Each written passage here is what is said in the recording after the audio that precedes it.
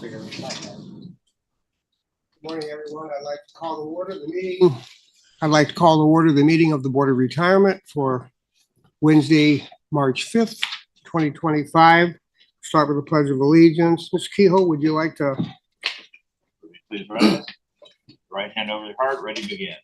I pledge allegiance to the flag of the United States of America and to the republic for which it stands, one nation, under God, indivisible, with liberty and justice for all.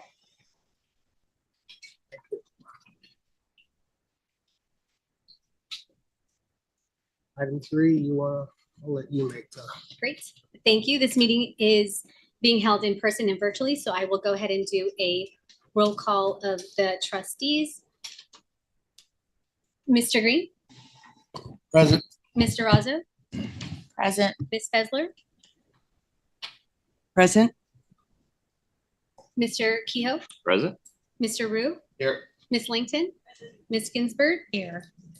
Mr. Oakham? Present. Mr. Moore? Here. And Chair Robbins. Present. Staff participating in the meeting include Deputy CEO Louis Lugo, Chief Investment Officer John Grable, Chief Counsel Stephen Rice, Senior Staff Counsel Frank Boyd and Jean Kim, Staff Counsels Jessica Rivas and Zach Meth, Legislative Affairs Officer Barry Liu, LACERA's Medical Advisor Dr. Glenn Arisman. Staff and managers participating today include Carly Natoya, Kathy Delino, Chat Arande, Ricky Contreras, Ted Granger, Cassandra Smith, Louis Gittins, Vincent Lim, Tamara Caldwell, and Tatiana Bayer. Trustees, please use the raise your hand Zoom option to be placed in the queue. At this time, we ask all meeting participants to mute their mics until you are ready to speak. And now we may proceed with the agenda. So item 3, procedure for teleconference meeting attendance. We currently do not have any trustees availing of the AB 2449. Thank you. Item 4A, approval of the minutes of the Board of Retirement meeting for February 5th. I need a motion. Second. Are there any changes? Seeing none?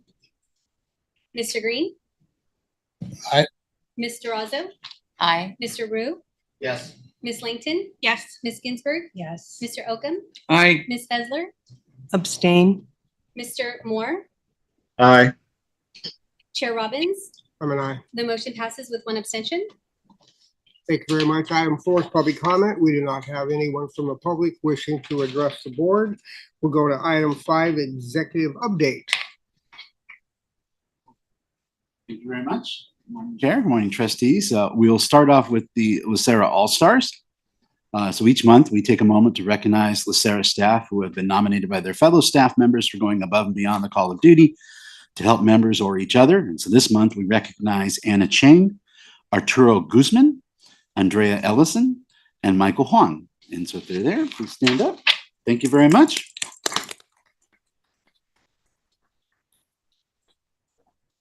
Next, we're going to, with permission of the chair, we're going to go a little bit out of order. What's on the agenda? We're going to go to the member spotlight next. So member spotlight is a way for LACERA to recognize the public servants that care for the constituents of Los Angeles County. It's also an opportunity for all of us to reflect on why we do what we do, to serve and empower our members to enjoy a healthy and secure retirement. And so this month, we are recognizing Stephanie Barnett, who is a clerical supervisor at the LA County Child Support Services. So this month, she is going to retire with 44 years of service, which spans multiple departments. She's worked at the county library, USC Medical Center, and of course in her current role with Child Support Services. So she's most proud of her ability to help individuals navigate the difficult child support process, which can be tough for a lot of people. And after that, she's going to enjoy her time, do a little bit of traveling, and enjoy time with family. So thank you very much, Stephanie, for all that you've done for us.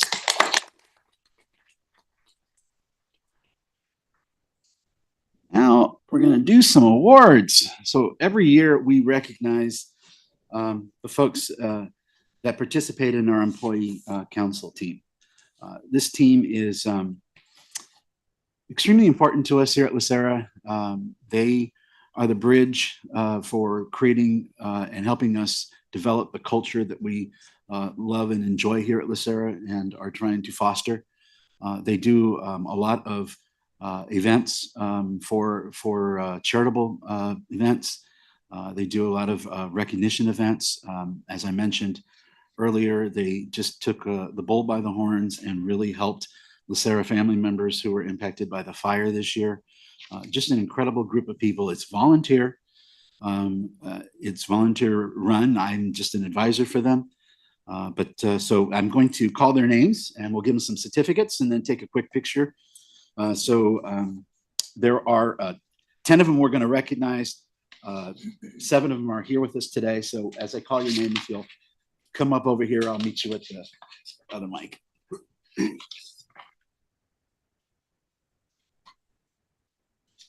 All right, so let's start with Alex Ochoa.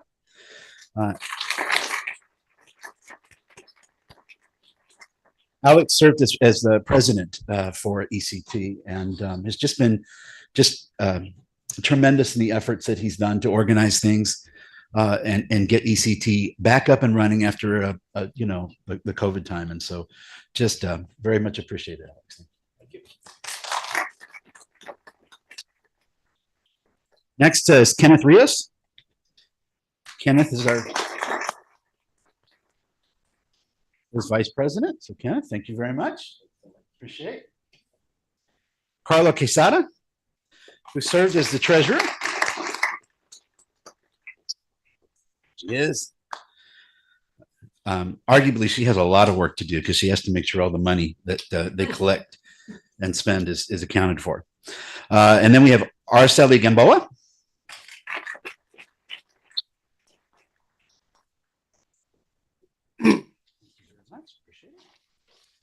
Veronica E. Martinez. Thank you very much. Maria Calderon.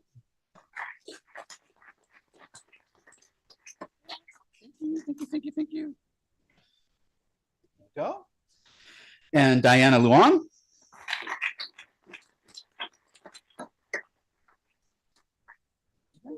Appreciate it. There were 3 others who couldn't make it today. Laura Mangales, and always mess that name up. And then Daniela Mendoza and Maritza Perez. So we thank them. They will get their certificates. So let's see if we can gather. So where do you want us? We can do. Is it horseshoe okay? Sure. All right. Come on. Could I ask a question? Sure. One. So do they get some sort of bonus or at least a free lunch or something? Please volunteer. I second that. All of say aye. We can We're going to certainly give him look at a lunch. $100,000 bonus, Michael. Should we stand up for the, should we just stand up and join the photo?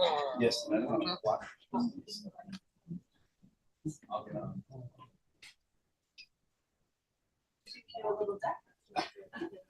So you're fine. I'm sure I don't. Just squeeze together a little. Hold up those certificates. Smile. Good. Good. Let me take a couple more. Smile. Keep on smiling. And one more. Good. Thank you. Thanks for your support.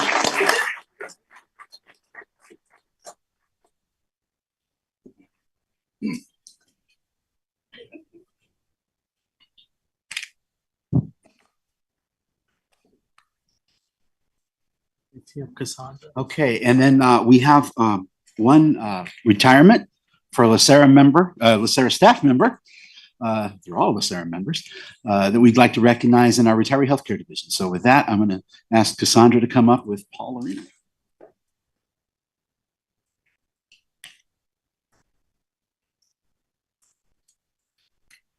This is a bit tough for me. Mm-hmm. Paul will be retiring after 25 years of service here at LACERA, all of which have been with retiree healthcare. So him and I grew up together. He's been an instrumental part in retiree healthcare. He specializes with our Kaiser discrepancy report, so it's gonna be a big loss for us. But I want to congratulate Paul for his commitment to our retirees, to LACERA as an organization, to his division.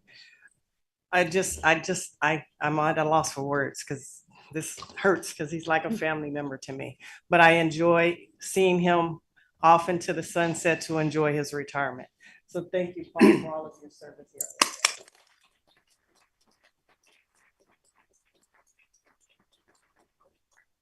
Giving you a certificate so you don't forget about it. Not that you can with your retirement check on there.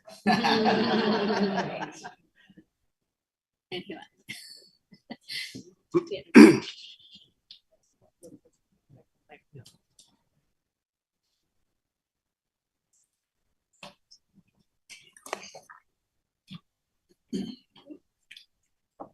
Okay, thank you, Chair Robbins. And again, thank you, JJ and Cassandra, for highlighting the recognition from both our team members in ECT.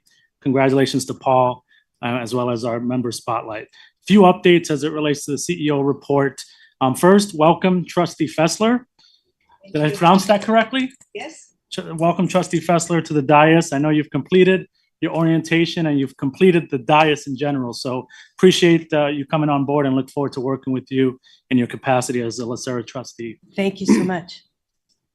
Board elections. So we're working with the Board of Supervisors Executive Office.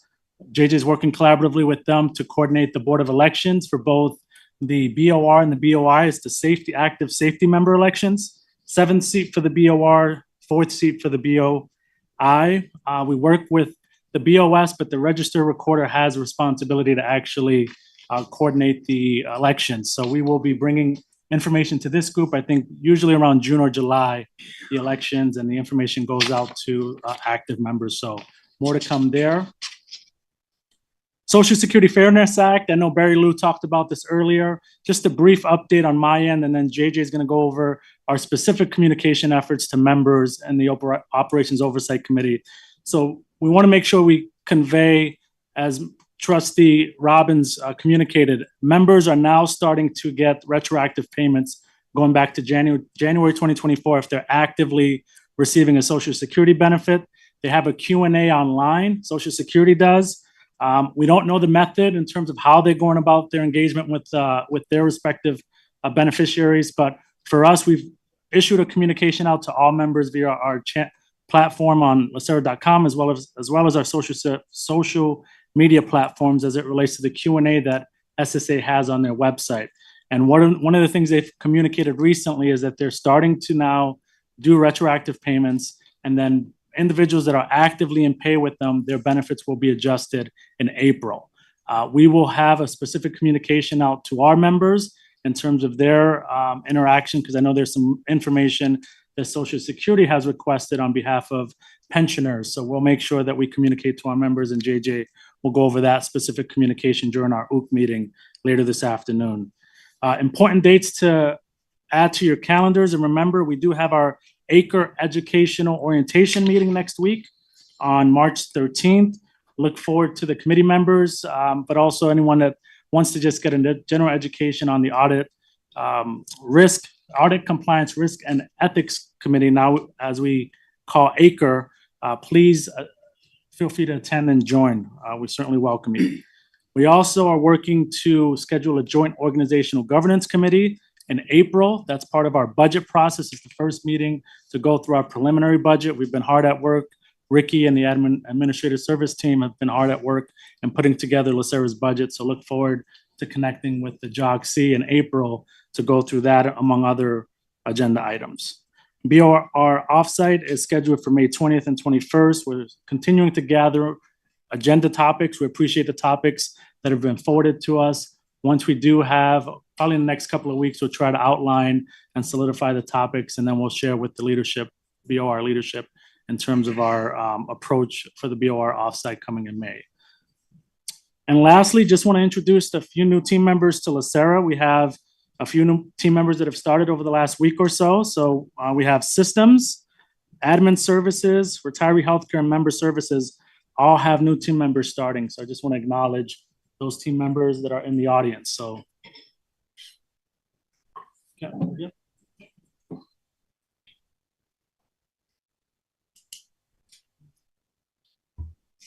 Good morning, trustees. I'd like to introduce Laura Mirzakhanian. She's a new senior administrative assistant in systems, and she comes to us from the private sector where she's worked in the insurance industry, and she has a bachelor's degree from UC Irvine in cognitive science. So we're very happy that you're with us. Welcome.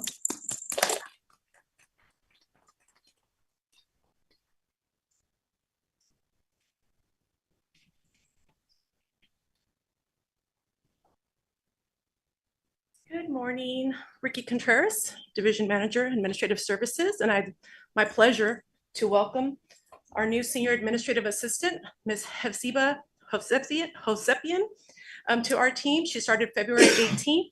She comes to us with over 20 years of customer service and administrative roles, and most recently from the Department of Public DPSS. So I want to welcome her to our team, and she's already jumped in. Lifelong learner, heart for service, and she's been a wonderful addition already, hard at work. Thank you. It's a pleasure and honor to be with you. Thank you very much.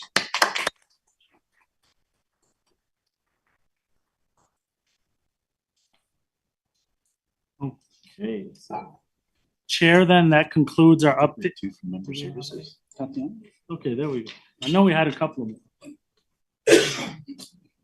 Good morning, Chair Roberts and trustees. My name is Tatiana Bayer, and I'm the Division Manager for Member Services Division.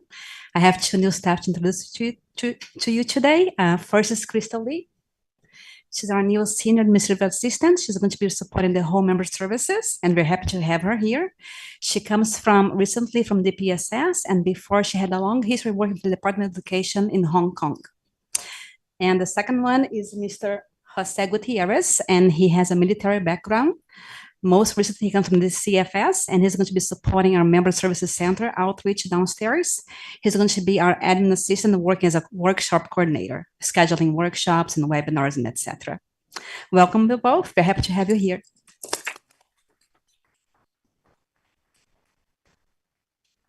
Okay, so that officially concludes our updates, Chair, and we'll stand for any questions. Thank you. Any questions for Lewis?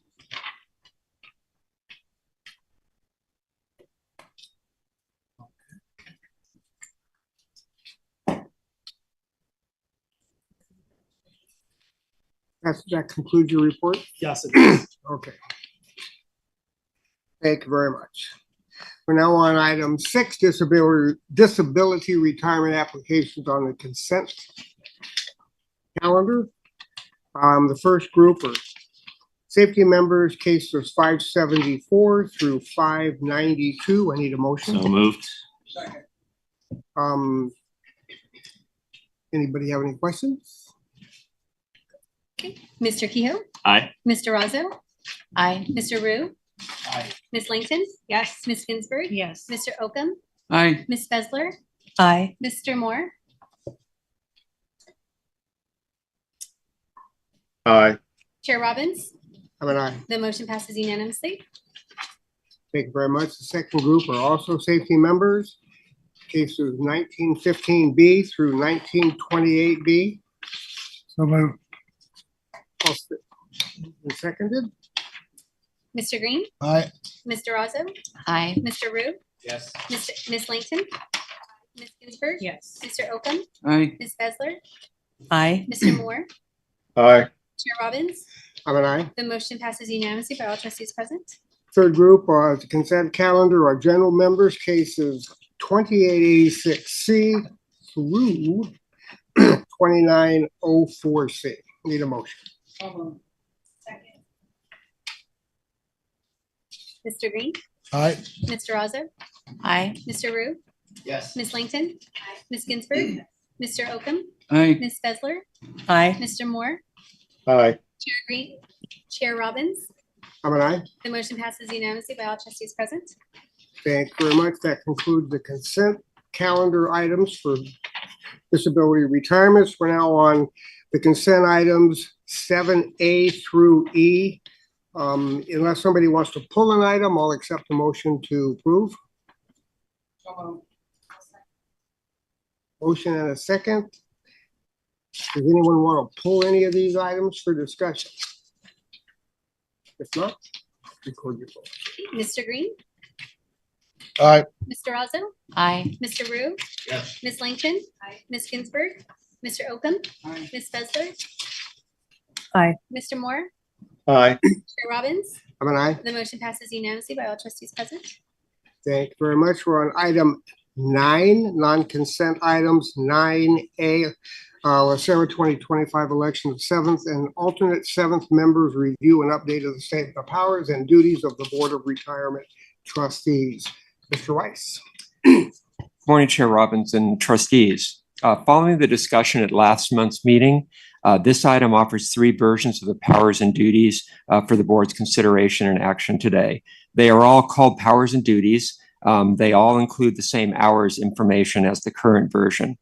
Beyond those similarities, there are a few differences. Option A is the same as the current version, no changes. Option B is also the same as the current version, except that it introduces the concept of fiduciary duty on page 1 with the full description later in the document as currently. Fiduciary duty is an important fundamental concept, and it seemed appropriate to consider the possibility of introducing it on page 1. Option B also adds language recognizing that hours can vary due to a number of factors. The idea of recognizing individual variation in hours is already in the current version of the BOI powers, so it's not a new concept, and the proposed language in option B builds on that existing language in the BOI powers. Option C is a restated version, similar to the one that was presented last month. However, based on input from trustees, it incorporates core concepts from the current version, such as hours, an extended statement of the board's responsibilities for fund administration, and expanded language about outside involvement in pension organizations, officer positions, and other activities. The document is also reformatted, as some trustees suggested, to add wider margins, bigger spacing, and bigger font. That completes my presentation, and the board is requested to take action on this item today so that an approved version can be provided to the county for inclusion in the election materials. I'd like to make a motion Okay. for item B, for version B. I'll second that. Mr. Green, do you want to second it? I was gonna say. Chair, it's your discretion. We have a motion and a second. Yes, sir. Is there any further discussion? We kind of beat that up with the last board meeting pretty good, so I think that's a good option, personally. Great, Mr. Green, Aye. Mr. Rozzo, Aye. Mr. Rue, Aye. Ms. Langton, Ms. Ginsburg, Yes. Mr. Oakham, Aye. Ms. Besler, Aye. Mr. Moore, Aye. Chair Robbins. I'm an aye. The motion passes unanimously by all trustees present. Thank you very much. Thank you, Steve.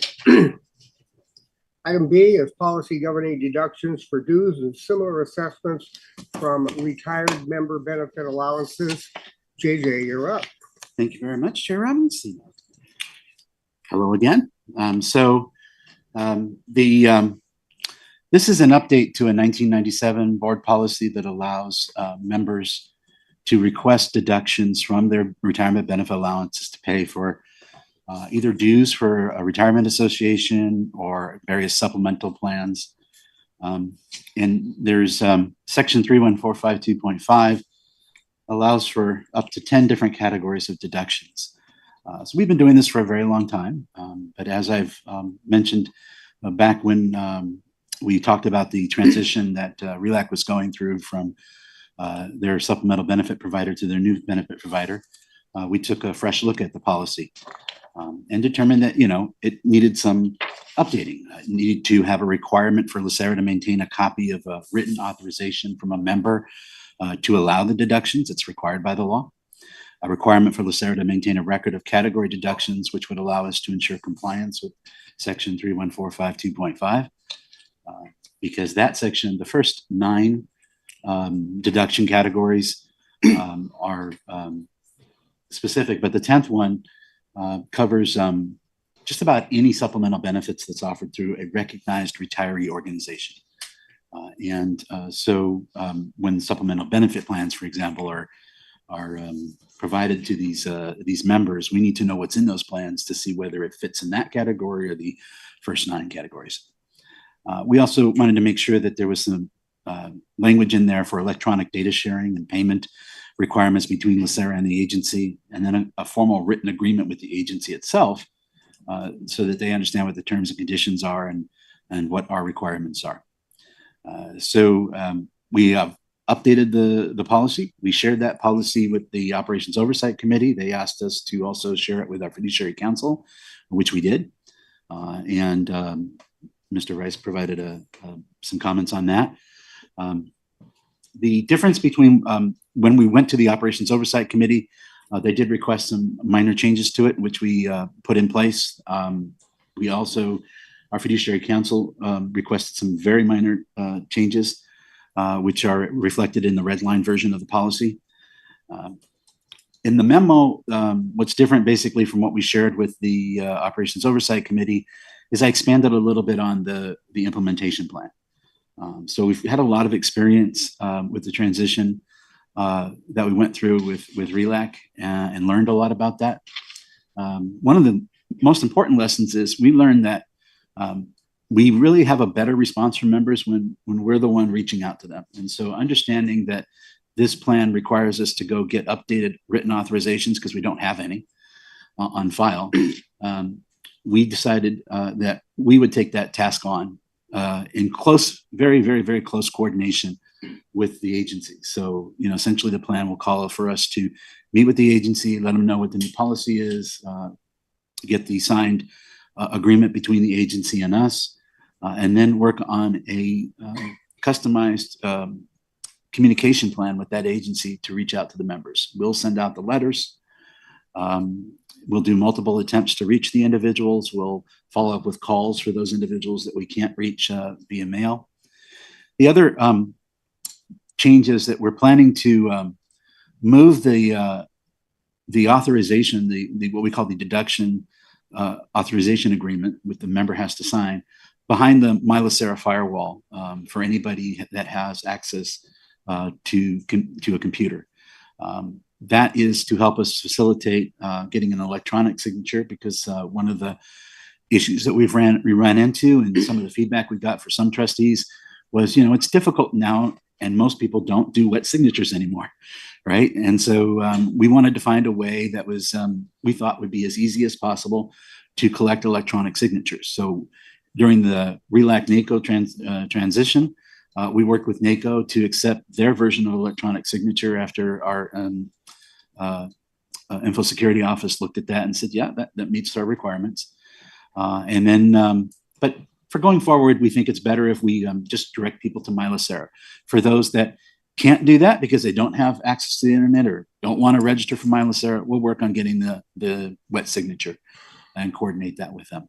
And if an agency has a process already that collects electronic signatures, we'll review that. As long as it meets our requirements, we'll accept that as well. So it's, we're designing this whole process to bring us into compliance, but at the same time, not negatively impact members. And so we feel that we can do this confidently. It's going to take us some time. It's going to take us about 6 months to build the electronic version of the authorization. It's going to take us several months to reach out to the agencies and let them know it's coming on. So this is going to be, a several month long project. And with that, I'll stand for questions. I have a question. Mr. Cahill. Yes, sir. For since we're taking on the responsibility of reaching out to the members and doing that, are we receiving offsets for the costs, or are we taking on the burden of the costs? So Mr. Rice and I talked about that, and we're taking on the burden of the cost. This is the way that we're looking at this. This is a effort that LACERA has to take to bring LACERA into compliance, because we should have required these written authorizations from day one. We didn't, and so we're going to take, at least that's the plan for now, to take on the costs. And so this is a one-time corrective action. Future groups that would join us would be responsible for getting all of the signatures and everything, doing the notifications, so and doing all of that. Here's the. I just want to make sure that we're not going to keep having to pay for this over and over again. So the vision for the future is, and this will be included in the agreement that we have the agency sign, is really asking them to include us in their registration process. And so sort of the vision I have right now is, may I use RELAC as an example? I'll use RELAC as an example. RELAC does all of their signups on their own, electronically, from what I'm told. And so one way that we may do that is at the end of their sign up process, if it's online, to put a button that says, you know, please click here. It will take them to LACERA and they'll be provided with instructions on what to do.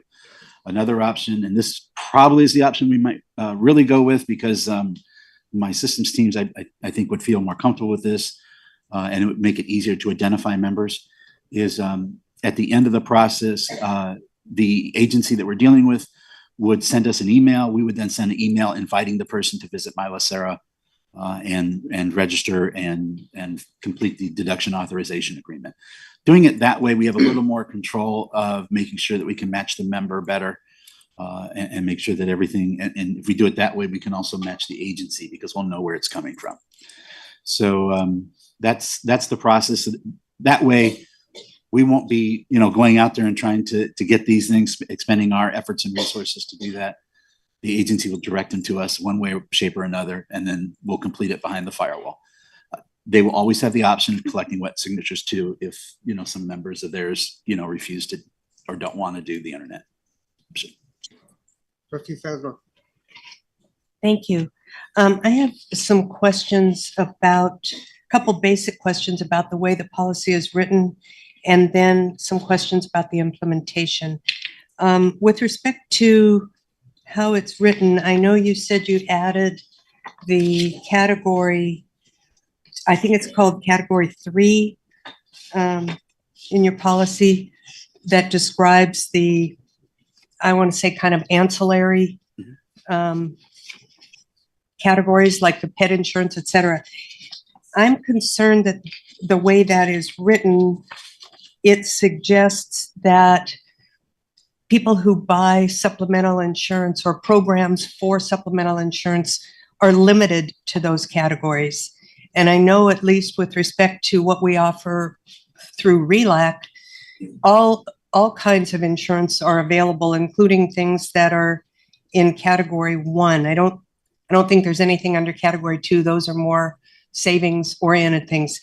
So I just ask that you look at this, because it seems, I know what you were trying to do, but in doing it that way, the impression I have from reading this is that if you have a program of supplemental insurance, it could only include pet insurance, legal and support services, travel insurance, and non-healthcare or non-long-term care benefit, when in fact, those programs often include, and in our particular example, definitely include things that are up in category 1.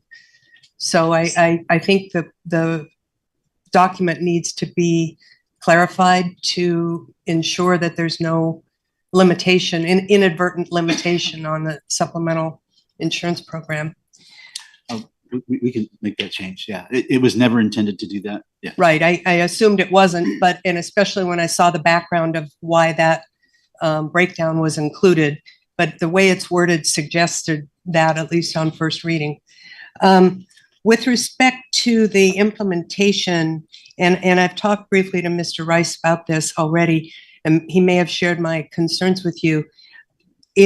I'm worried about the retroactive application of the policy. I appreciate and have some personal exposure to why you're implementing a new policy and why it's been elaborated and refined as it has. But the retroactive application concerns me for a variety of reasons. My first question is, you say you've got 33 agencies that you provide deductions for. How many individual deductions total does RELAC process every month on behalf of those 33 agencies? So how many do we process on behalf? I don't have a total number of deductions for all of those agencies at my fingertips. I apologize. Can you give an estimate? I mean, it must be tens of thousands, It, correct? oh, it is. It's probably north of 15,000. North of 15,000. Well, RELAC itself has almost 15,000 members, 13, yeah. but you have 32 other agencies. So do they only have like 4 or 5 deductions apiece? You're correct. 13. I think he has 13,000 for RELAC. There are some agencies which are no longer doing this as well. We just one agency has recently decided not to do this type of operation further. So that's about 500 there. I don't have an exact number, but I will get an exact number and provide it to you. Okay, well, I'm asking because I'm concerned about the impact on staff. I mean, it's already going to be labor intensive and maybe in some ways less so if this becomes more automated than it currently is. But taking tens of thousands of existing people and requiring that they all be reprocessed is going to be a significant chunk of work for LACERA staff, which seems to me to be unnecessary. I mean, you've got a history of 27, 28 years of operating under the existing policy. Mr. Rice and I talked about the potential risk of opening up a suggestion that policy wasn't adequately grounded in the law. And I don't want to get into too much detail on that, but that is another concern I have, to expose LACERA unnecessarily to a risk of somebody claiming that.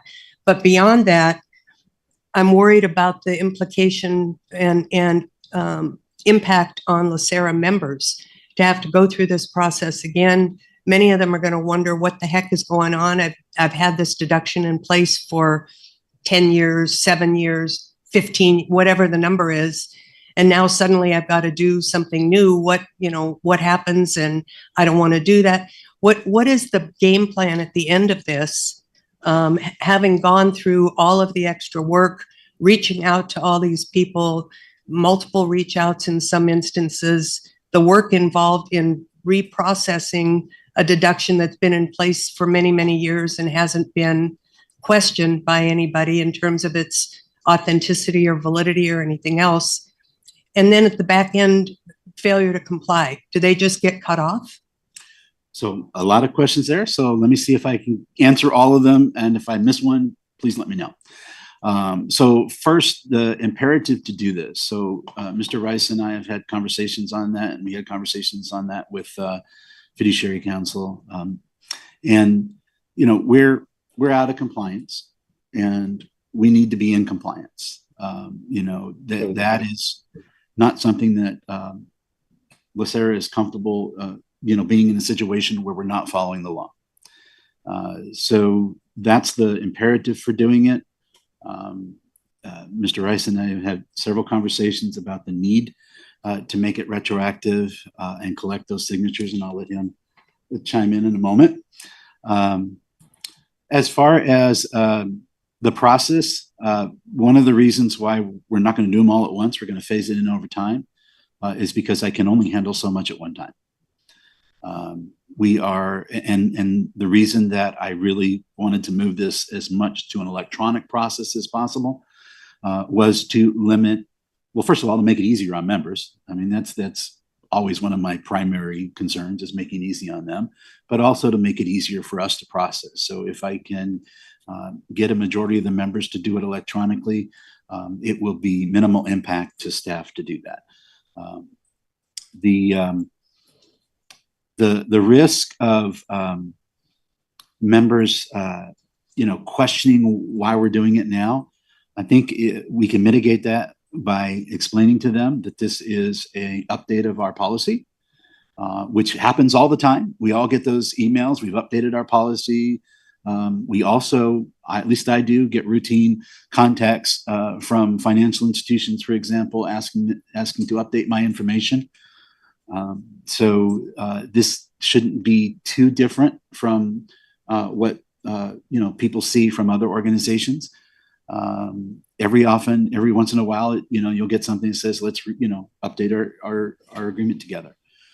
So the way to mitigate that best is how do we explain it? And, we will put our best minds on that. And of course, we'll work with the agencies to also get their input on how to explain it to their membership. And then finally, the risk of non-compliance.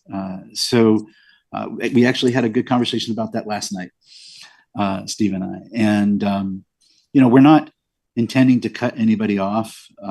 So first off, with all of the communication that I have planned to do, multiple notices, reach out to those members who don't respond, I think we can do that. I think we will get the majority of them to respond. For those that don't respond, we'll work with the agency to figure out what's going on with that members. If they don't respond, that may be indicative of another issue going on. So we'll approach them on a one-by-one basis and figure out what we're going to do. We have no intention and no desire to cut anybody's benefits off. They are members in these organizations, and they go to the supplemental benefit programs that you and others may provide, RELAC and others may provide. So they rely on that, and that's not what this effort's about. So we will work through this process, and ultimately, if we can't get response from some members, we'll come back. We may come to the board and ask the board, well, what do you want to do in these instances where this occurs? But for now, we're confident, I'm confident we're going to be able to get this done. We will get a very, very high level of compliance from members. It's going to take us time. Okay, well, go ahead. Go ahead. No, if I might, Chair Robbins, trustees, and Trustee Fessler, we have a compliance gap that we need to fill. That's our internal view, and that's Fiduciary Council's view as well. The statute requires us to have a written authorization to take these payments out of pension payments. So we really need to fill that gap. It's really a legal imperative.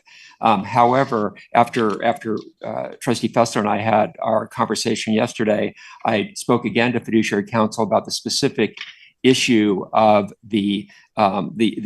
what we do with the historical members, and if we encounter a problem with getting an authorization.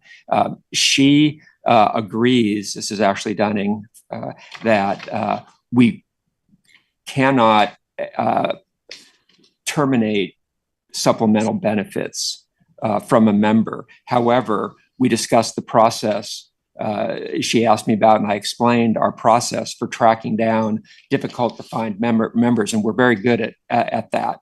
And we, as JJ said, we're very optimistic that we will get all of the authorizations that we need. If in the end we cannot get an authorization, the plan is not to terminate benefits, but to come back to the board and discuss the issue and probably receive board authorization to continue to make payments where we don't have a written authorization. All these payments, we believe we process correctly, but we don't have a record of a written authorization. And it's simply a necessity that we make best efforts to fill that compliance issue. May I follow up? Thank you. Well, thank you for that. And I appreciate you talking to Fiduciary Council after our conversation, which was a really great, I appreciate the opportunity to have spoken to you about this and discuss the issues. A couple things. One is that, Mr. Popowich, you mentioned we didn't require written authorization in your old policy. And that's not really correct. As I understand it, there is written authorization. It just isn't in LACERA's possession, correct? That is a good question. And so I can't confidently say, and I'm being frank, that the written authorization exists. At some point in time, many, many, many years ago, there used to be a card that we would give these agencies. And we asked the agency on goodwill to have the member fill out the card and keep copies of those cards. We've never audited that process. We never asked for copies of those cards. We never verified they were actually doing this. The process was just to rely on the agencies to maintain that, submit us a transmittal saying, you know, here's the member, here's their identifying information, process the deduction, and we did that. So there may be written authorization, Trustee Fessler, but I don't know I'm that. trying to help you here. I know. Because if LACERA has been collecting money and that written authorization does not exist, LACERA has exposure for liability in terms of collecting money improperly. So I'm trying to help you correct the earlier statement that you've been operating without complying with the law. I don't want us to be liable to some kind of a class action or other proceeding where somebody would come in after the fact and try to undermine the good work that LACERA and the agencies have been doing for the last 28 years on behalf of its members. That's part of the reason and part of the motivation, a significant part behind my concern about this retroactive application.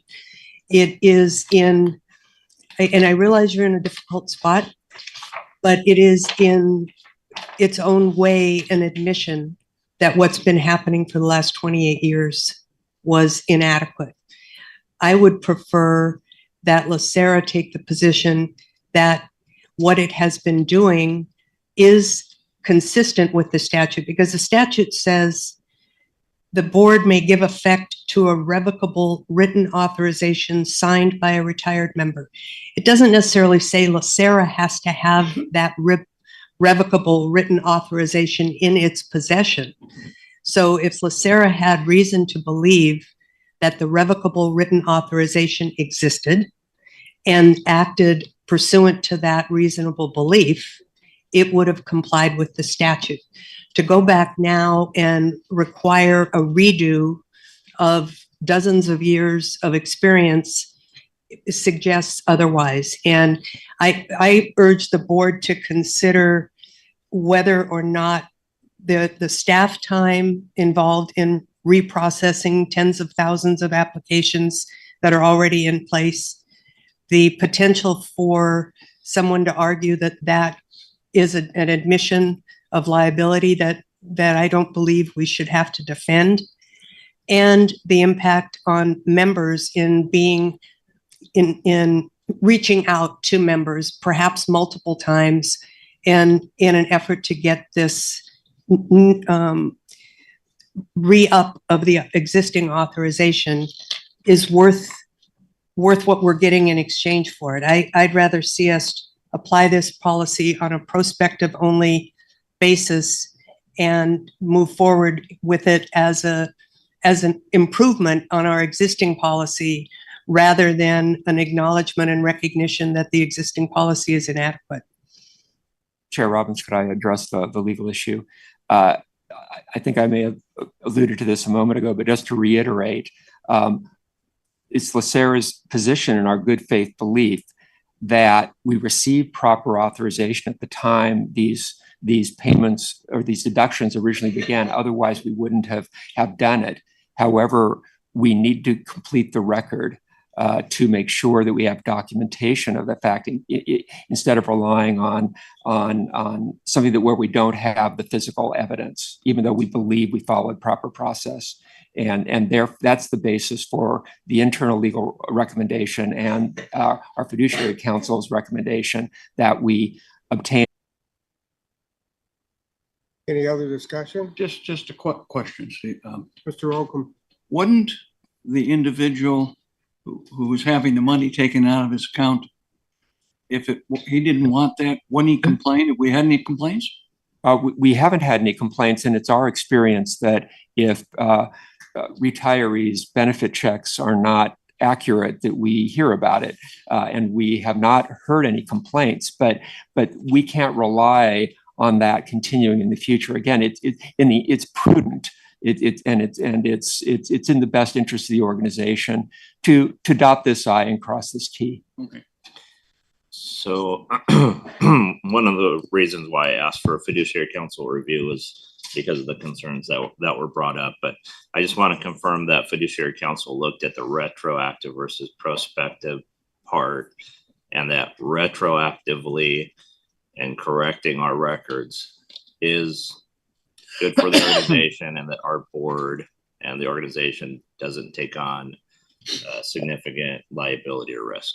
Yes, JJ and I discussed that with her in our initial call, and after talking to Trustee Fessler yesterday, I arranged to connect with her again, and we again discussed, and we were just focusing entirely on this issue of the retroactive application and how to implement that and what the consequences may be of various scenarios in terms of whether members provide it or not. And it is her belief and our internal belief as well that this policy should be retroactive. And no members will be dropped from any benefits without bringing it back to the board for guidance. Yes, and she confirmed that that's her view as well, and that was our internal view as well, that we want to fill we want to resolve the compliance issue in terms of just the physical documentation, but we can't take away benefits from members because of this without coming back to the board and talking to you about it. And we'll follow all of our internal processes for locating difficult members. And as JJ discussed, and Ashley and I talked about this yesterday as well, if we need to collaborate with the organization, such as RELAC, to inform them that we have a member of theirs that we can't locate, we'll do that as well. Perfect. Thank you. Does anyone have any other comments or questions? Yeah, I've got my hands up. I have my hand up too. You're after the next trustee. Okay, no problem. Okay. Thank you. Would it make sense to collaborate with the 33 agencies ahead of time to see if they have something in writing? Because if they do, and they give you something in writing saying that they have something in writing, then for retroactively, you should be covered. Does that make sense? Did you want to? Yeah, we can do that. It's not just whether they have something in writing, but it's also gathering information on what type of services they have. We can certainly reach out to those agencies and ask and see what they have. I mean, I just think it'll be a lot quicker than the suggested plan. That's number one. Number two, if we do go forward with sending out those notices, will the notices say that your services will not be terminated even if you don't sign this? It will, yeah, it will say that we are just going through a compliance process to update our records. We have no intention of discontinuing services. And we wouldn't do that until we'll have to work on the exact language of what that's going to look like. Because, again, at the end of the day, if we have non-compliance, the intent is to bring it back to the board with a list of non-compliant members and seek the board's, probably the board, I think Mr. Rice recommended or alluded to, approval to continue without having the authorization. We'll continue to collaborate with Fiduciary Council on this process as we work our way through it. Now that she's involved, it was very prudent of the OOC to recommend Fiduciary Council's involvement to get her endorsement of what we're doing.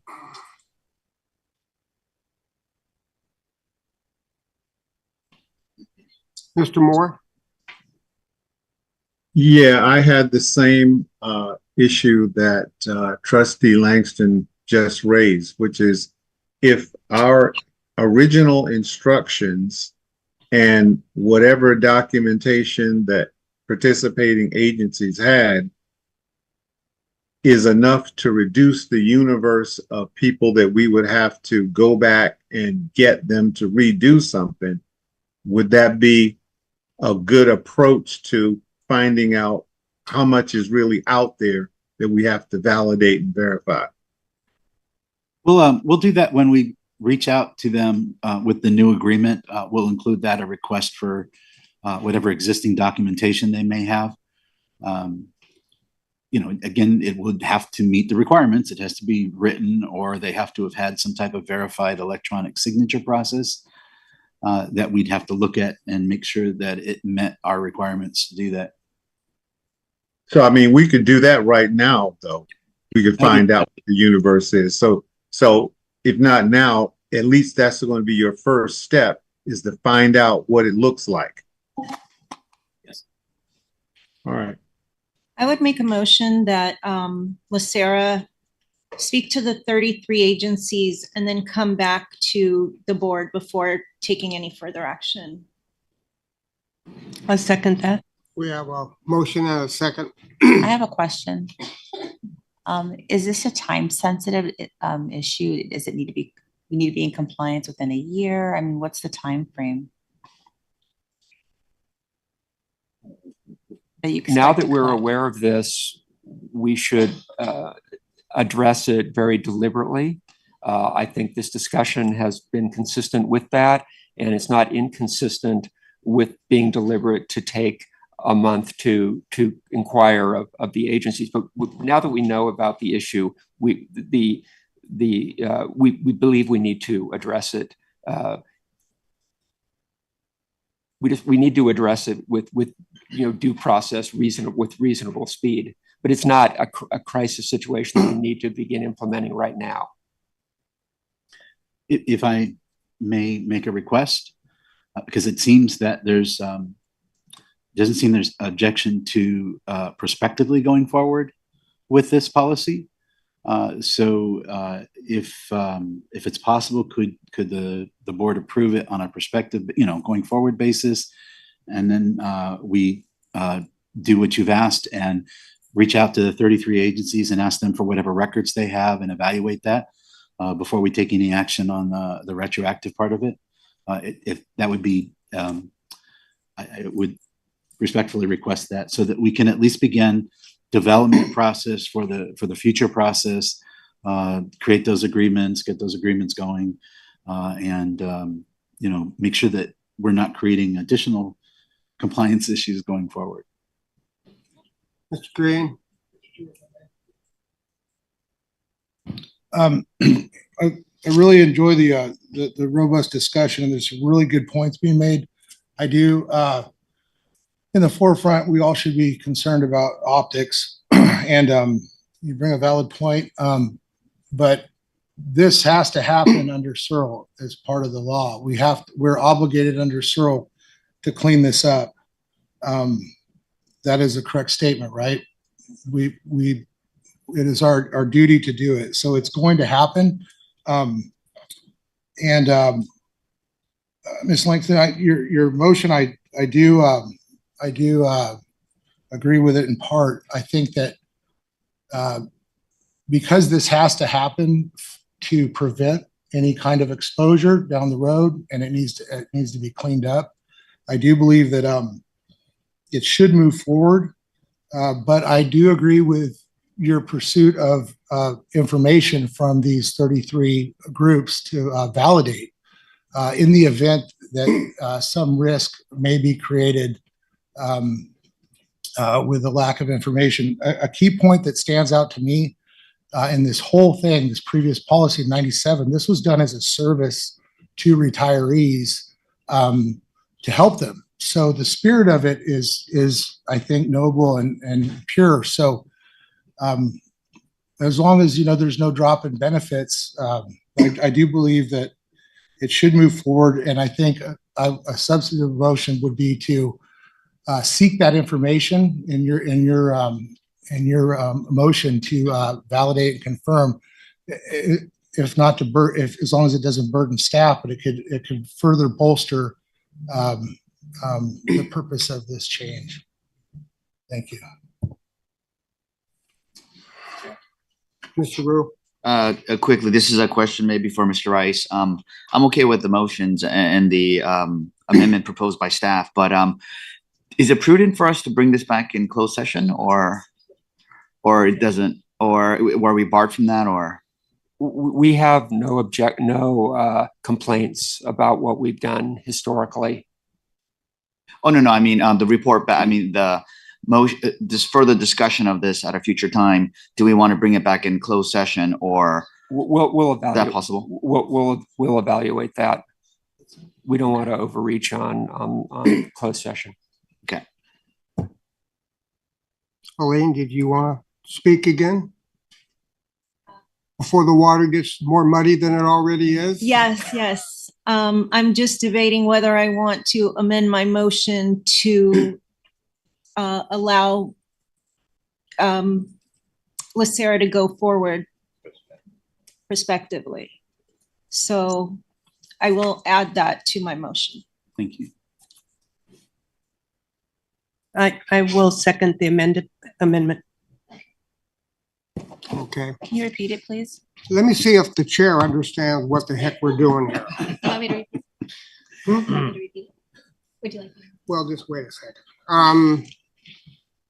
Staff's request was that we amend the policy.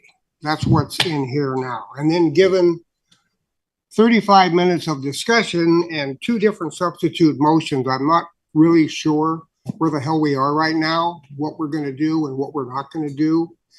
And I'm not going to vote against what fiduciary counsel is telling us to do, because I don't think anybody on this board is going to go there. At least I'm not. And if I know this board as well as I do, I don't think they will either. So I'm kind of curious where we're going with this right now. Do we want to just lay the whole thing over for another month while we clean up some of the items that were raised between 3 trustees here, or what?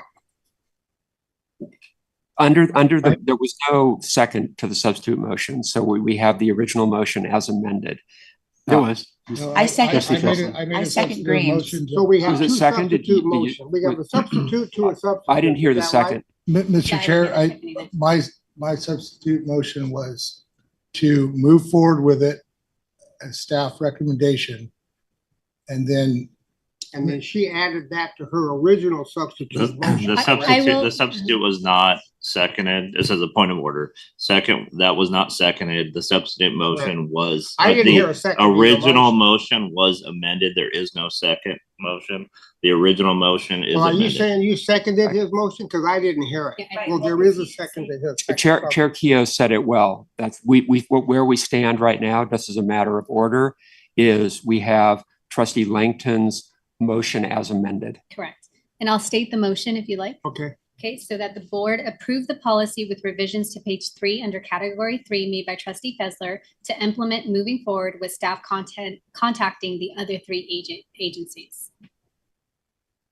And adopting it, I'm sorry. The amended motion is to adopt the policy with her changes, but also contacting the other 33 agencies. My motion was merely to contact the 33 agencies. Originally, yes. Yes, and then, however, suggest that LACERA, you know what, maybe I should hold off on, well, I guess. Policy prospectively. Right. Adopt the policy prospectively. Thank you. Perfect. may I restate my substitute motion in order? My substitute motion was to move forward with staff recommendation and include the ask of the original motion to ask the 33 agencies to provide the information for validation. No. Mr. Keough. So there's 2 views on it. One view is to allow the policy prospectively, not retroactively, and to deal with going out and inquiring for the retroactive part. That's the original motion. The substitute motion is to adopt the policy period in addition to going out and reaching out to these. They're 2 separate things. Yes, clearly correct. Separate. I haven't said anything yet, so I'll just add, I support I think was the substitute motion seconded? Okay, so substitute motion is now technically the motion. So that's if with the chair's approval, I'd like to talk about the substitute motion. I think the substitute motion is the best route to go. And that's because we have the policy is in front. I know we have some additional concerns. We have 6 months, I think, until you said that we're even going to have this up and running to actually hit any member. So I think we have a good 6-month buffer to make sure that everybody's contacted, everybody's on board, any issues are addressed. And if there is concerns along that way, we can throw out the yellow flag and delay it. But this, what it does, I'm concerned that we're going to create some roadblocks for staff and their team to go out and actually start building this thing when we're still undecided here. So I think that my recommendation, my thought is that this policy is a good policy. We do have some legitimate concerns about the retroactive part. I think staff is very well aware of those concerns. And I think that within the next 6 months, we can make sure that they're fully addressed and that we can just get out of the way and let staff move forward with putting together the process that's in place. So that's why I think the substitute motion is the smoothest, easiest, and most appropriate thing for the board.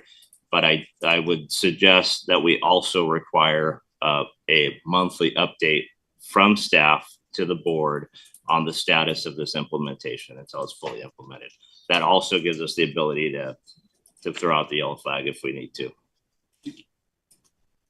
May I be heard? Point of order. Well, can I say something too? Can I get in on this? I know it's hard when you're not there, but I think I understand what's going on, especially with Trustee Green's recommendation, which is to adopt the policy and then implement the policy for the future.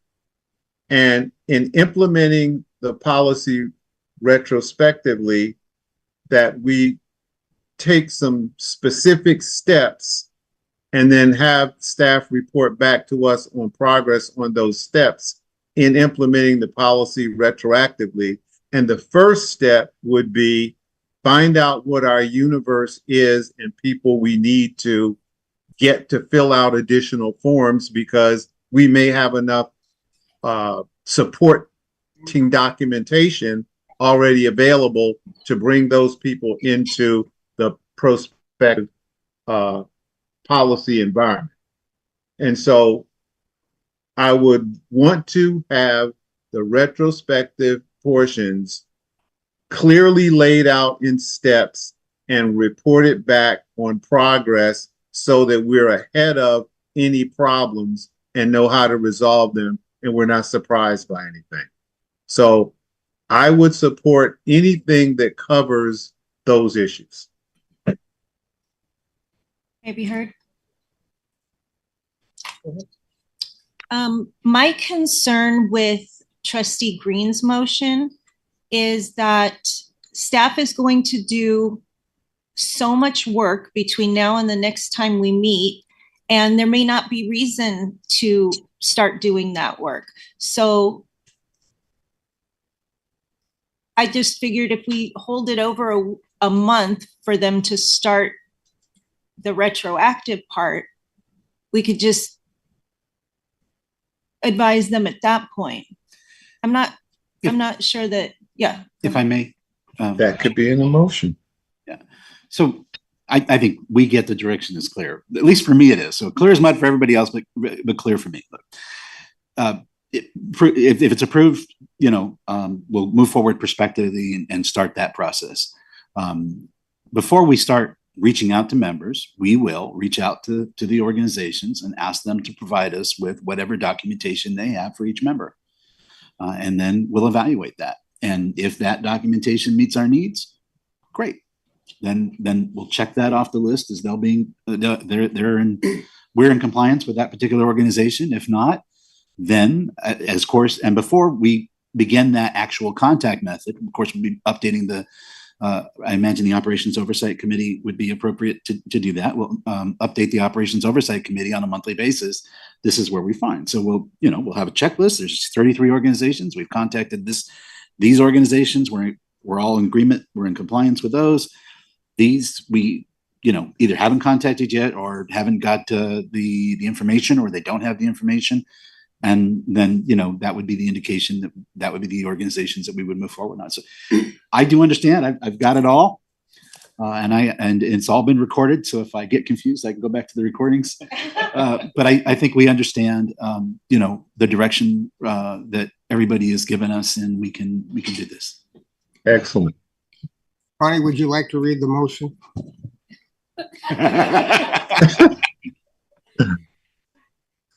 So the substitute motion made by Mr. Green, seconded by Mr. Razzo, that the board approve the policy with the revisions to page 3 under category 3 made by trustee Fezler, with staff contacting the other 33 agencies. Trustee Kehoe also requested a monthly status report on the policy implementation. Staff comfortable with this? Oh, yeah. No one has a better idea of what the workload is going to be to undergo all of this than staff.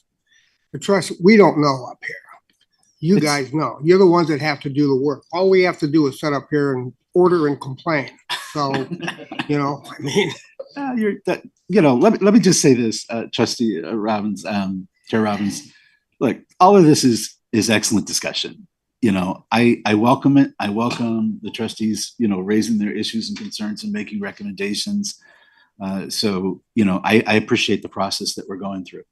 I understand. We do have an understanding of the effort. I will say this will change the timeline, by the way, because it's going to take us time, and it's going to take the time for those agencies to try and comply with our request. So the timeline that I put there for retroactivity will take longer.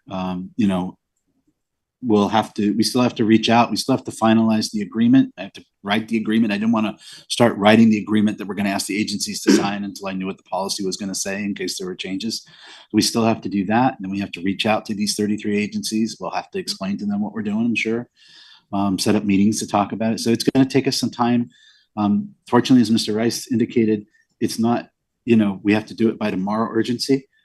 But we have to do it. And so the timeline may change, and I'll have a better understanding of the timeline after I go back and talk to staff with the new requirements. And so as we report out to the Operations Oversight Committee, we'll have a more defined, timeline, project timeline, so that we can, be held accountable for what we need to do. Are you going to ask for a copy of the signed material so we have it in our files? Yes. Okay. That is the ask. I'm going to ask them to provide us with whatever documentation they have that the member has authorized it. And we will evaluate that documentation with our legal office. If the legal office is comfortable with it, and we're comfortable with it, we'll check that box done. We'll have it on record, which is important for us to make sure that we're in compliance. And if not, we'll go through with what we've talked about here today, bringing it back and explaining and moving forward. I was suggesting that, it's not my motion anymore. I was suggesting that if the 33 agencies give you something in writing saying that they have written consent or authorization. Oh, I misunderstood that. So like an attestation that, Yes, they've because complied? Because if we're talking 15,000 and I don't know how many thousand for all the other 32 groups, that's a lot of work for the other agencies. It might be easier for us to get our signatures, but I was just trying to make it quick and easy for you with the 33 agencies. Thank you for that clarification, because that I did not understand. Just to interject there, the statute requires the member's authorization, so we can't have it secondhand.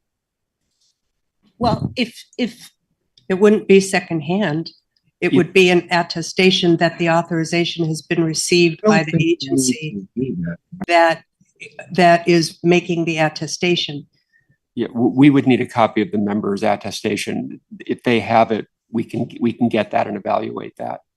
I don't think we need that. I think if the agency says that they have the signature, the approval by the member, I don't know why they would need to give us all 15,000. I think if they that is their standard policy and procedure to get a signature, to get consent, authorization, whatever we want to call it, I would be personally be satisfied with that.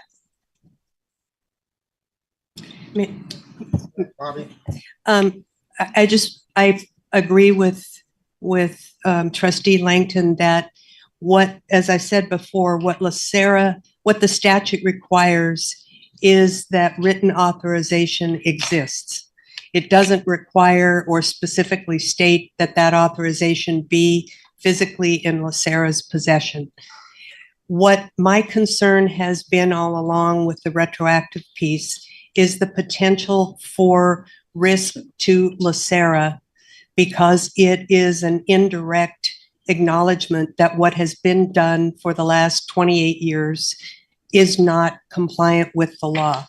I don't want us to be in a position where someone can look at a vote of this board and conclude from that vote or use that vote as evidence that LACERA is admitting that it has failed to comply with the law.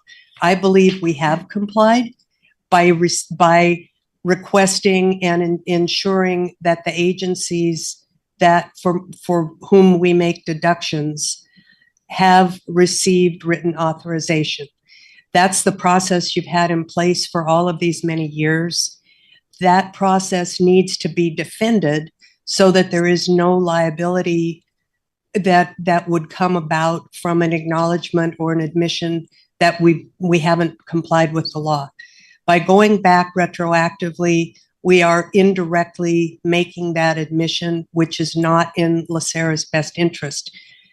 When we can confirm, either through the actual administration of the program over the last 28 years, you've gotten detailed information that's sufficient to allow you to conclude that individuals have complied with the statute.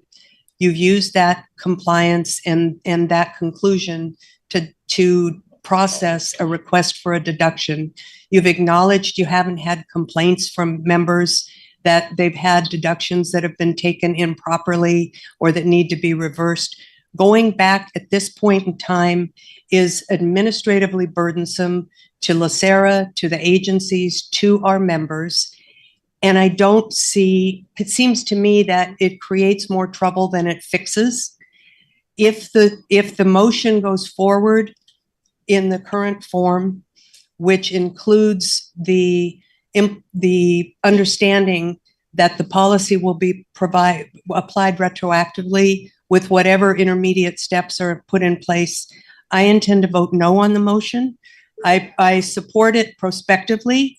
I do not support it retroactively because I'm concerned of the implications to LACERA and its legal position if it is applied retroactively.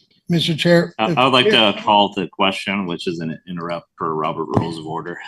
I'd like to call the question. You need a second for that? I do not, but you can vote against it if you want to. No, I want to second it. Okay, thank you. Well, so if there's no objection to calling the question, there doesn't need to be a vote. If there is an objection, then we need a supermajority. We need 2/3. Is your objection? The question's been called. Okay. So I will take a roll call now for the substitute motion. Is this trustees Green's Correct. motion? Yes. Mr. Green. Aye. Mr. Razzo. Aye. Mr. Rue. Yes. Ms. Langton. No. Ms. Ginsburg. Yes. Mr. Oakham. Yes. Ms. Fessler. No. Mr. Moore. Yes. Chair Robbins. I'm an aye. The motion passes with 7 yeses and 2 nos. Staff is going to make regular updates, reports sir. to the OOC. Yes, sir. Okay. Thank you very much. Thank you. Before we get into 10A, which is a 30-minute report, why don't we just do B, C, D, E, and F? They're all for information only material that you can read. So give me a motion. I'd like a motion to approve 10, B, C, D, E, and F. So moved. But we have no idea. We have a motion and a second. These are just reports. So these are just reports, so no motion is needed. Any items to be pulled? Okay. You don't need a motion. Now we're going to do item A, pepper compensation limit and final cost. No, I want to do this a little bit. Mr. Lou. Thank you, Trustee Robbins and trustees. 1 second to get this up here.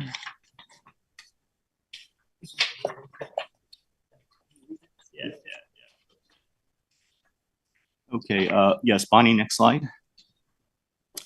So this is a presentation regarding the provisions in PEPRA related to the compensation limit and the final compensation period. So the origins of this came from a presentation by Milliman to the Board of Retirement back in November 1st, 2023. And one of the areas of concern identified in their presentation was that there's a declining active member population that may be due to recruitment and retention issues. And Trustee Green raised the issue of whether PEPRA should be amended on 2 plan design issues that could affect this, namely the compensation limits and the final compensation period. Now, the reason it took about a year for this to get here is that in between that time, we were dealing with the issue of whether we should be using actual earnings or the scheduled earnings for final compensation period. So staff felt that that issue should have been resolved first before this presentation came before this board. As you may recall, back in January, Senior Staff Counsel Jean Kim from Legal had presented that issue to the board, and the board reaffirmed that scheduled earnings instead of actual earnings should be used. So the purpose of, next slide, Bonnie. So the purpose of this presentation is really to review the history and purpose of PEPRA, compare and contrast the roles of the plan sponsor, labor organizations, and the plan administrator. Generally it's understood that plan benefit design issues, plan structure issues, kind of in the province of the plan sponsor and labor organizations, especially when it comes to collective bargaining, and that we as a plan administrator would administer that structure. And also, thirdly, to talk about any sort of possible correlation or causation between the effect of PEPRA on recruitment retention issues, and then lastly, to examine issues that would be raised if any proposals were to repeal or to modify, the PEPRA comp limit as well as the final compensation period. Next slide.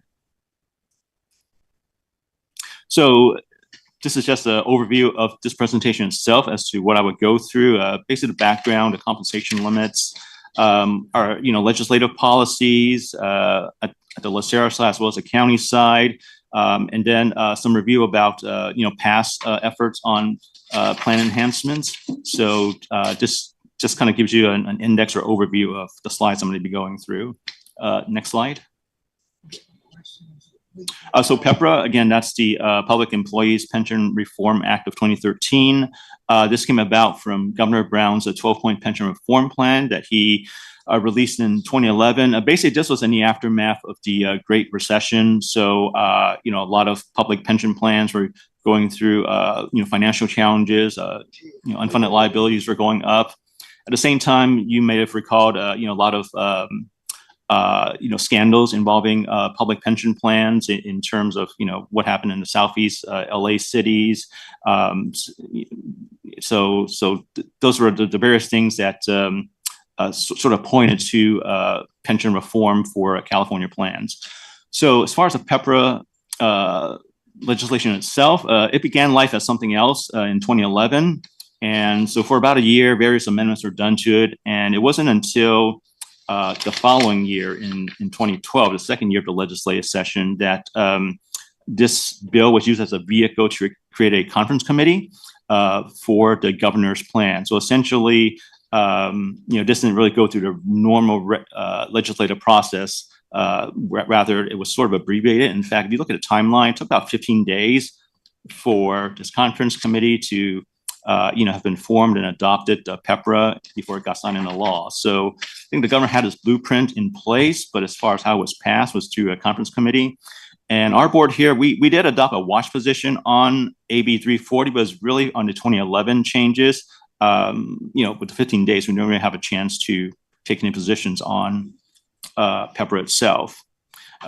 Although there were other entities that did do so. So for example, the League of California Cities and Urban Counties Caucus, those are plan sponsors. They supported PEPRA, and then opposition, as you can see, came from various labor organizations. Oh, sorry, next slide. That was the slide I just went through, and then next slide. So the scope of PEPRA, basically it covers retirement systems in California that are governed by state statute, which would be under either the California Government Code or the Education Code. So as you can see, the various retirement systems subject to PEPRA, CalPERS and CalSTRS most prominently, and of course us, the 37 Act systems. The legislative retirement system, it's a closed plan, but that's in there as well as the judge's retirement system. Next slide.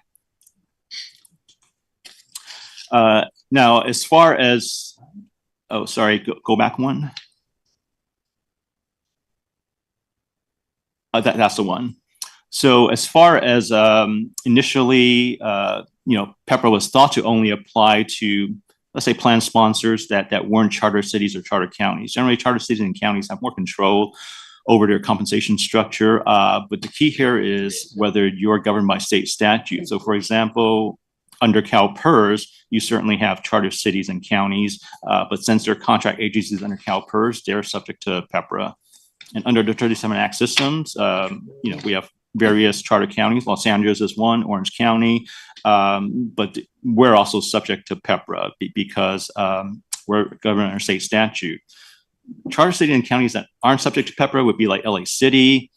They have their own plan under their administrative code, San Diego City, San Jose City, and then of course San Francisco, which is a city and county. All of them, their plans are governed under their kind of local codes, not under state statute, and therefore they're not subject to PEPRA. Next slide. So the governor's plan had, I think 12 points in there, but for the purpose of this discussion, we're really focusing on two key provisions that were brought up as far as the Milliman report was concerned. So that's the compensation limit and the final 3-year final comp period. Next slide. So the compensation limit is really on two levels. There's a federal compensation limit. As of 2025, that limit is $350,000. What the federal compensation limit means is that that's a maximum amount of compensation you can use to calculate benefits as well as contributions.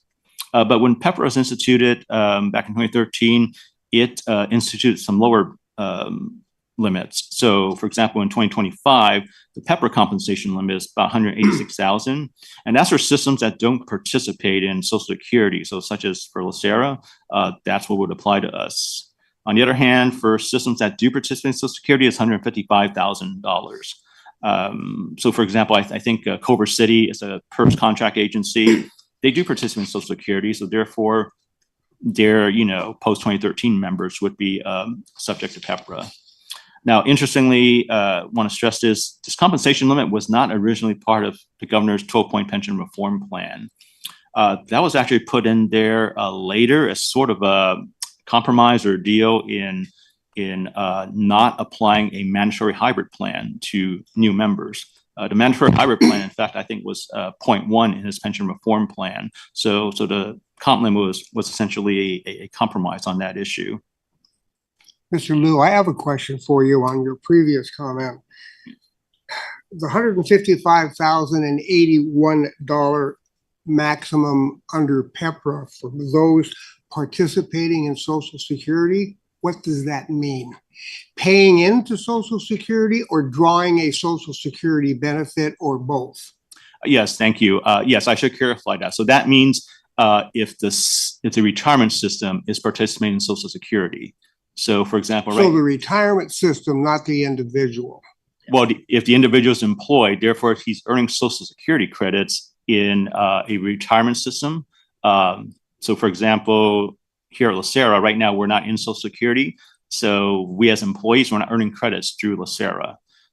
But in my example, if you're a Culver City employee, you're under CalPERS, you're currently paying your FICA tax and so forth.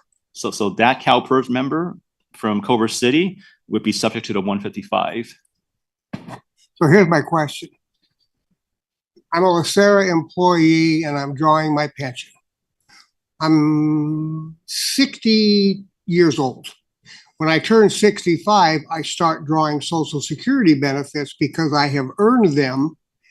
Does my pension go down because I'm now getting a Social Security benefit? Do we adjust the pension? Or does the pension stay where it was if it's above the 100, if it's above the limit and I'm not being penalized because I'm getting a Social Security benefit and now I start to get a Social Security benefit, is my LACERA pension going to be adjusted downward? Does that make sense? I want to make I sure. think I know what you're getting at. So let me explain that. For LA County employees, we got out of Social Security in 1983. I know that. So, but those members or legacy members, they would never be Pepper members. And then going forward, anybody hired in 2013 onwards, they're Pepper members. So I'm talking about the Pepper members. Yes. So that they're all paying the hit tax anyway now. So they're all going to be Social Security eligible when they turn 65.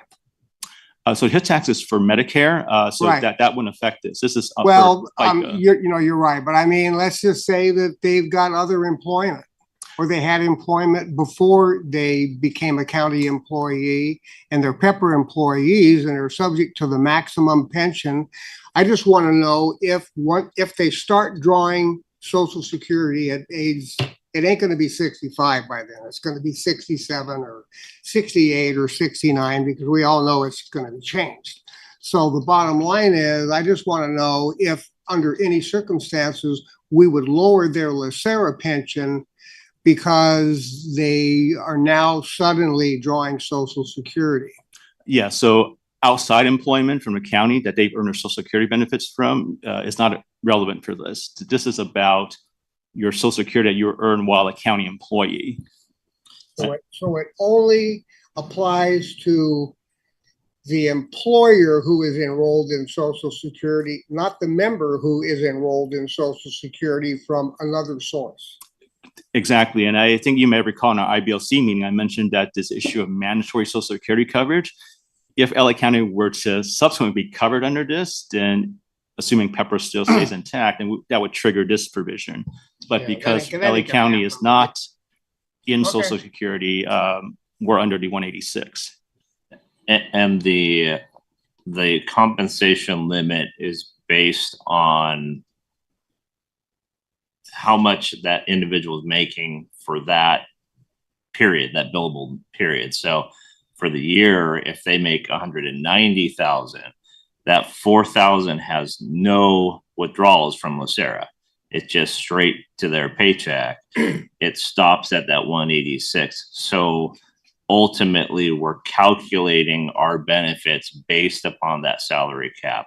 So even though it might be 30 years later that they're getting Social Security, it really wouldn't have mattered because they're over the time period of them being employed, we're stopping the benefit at 186 as far as collecting that and calculating that.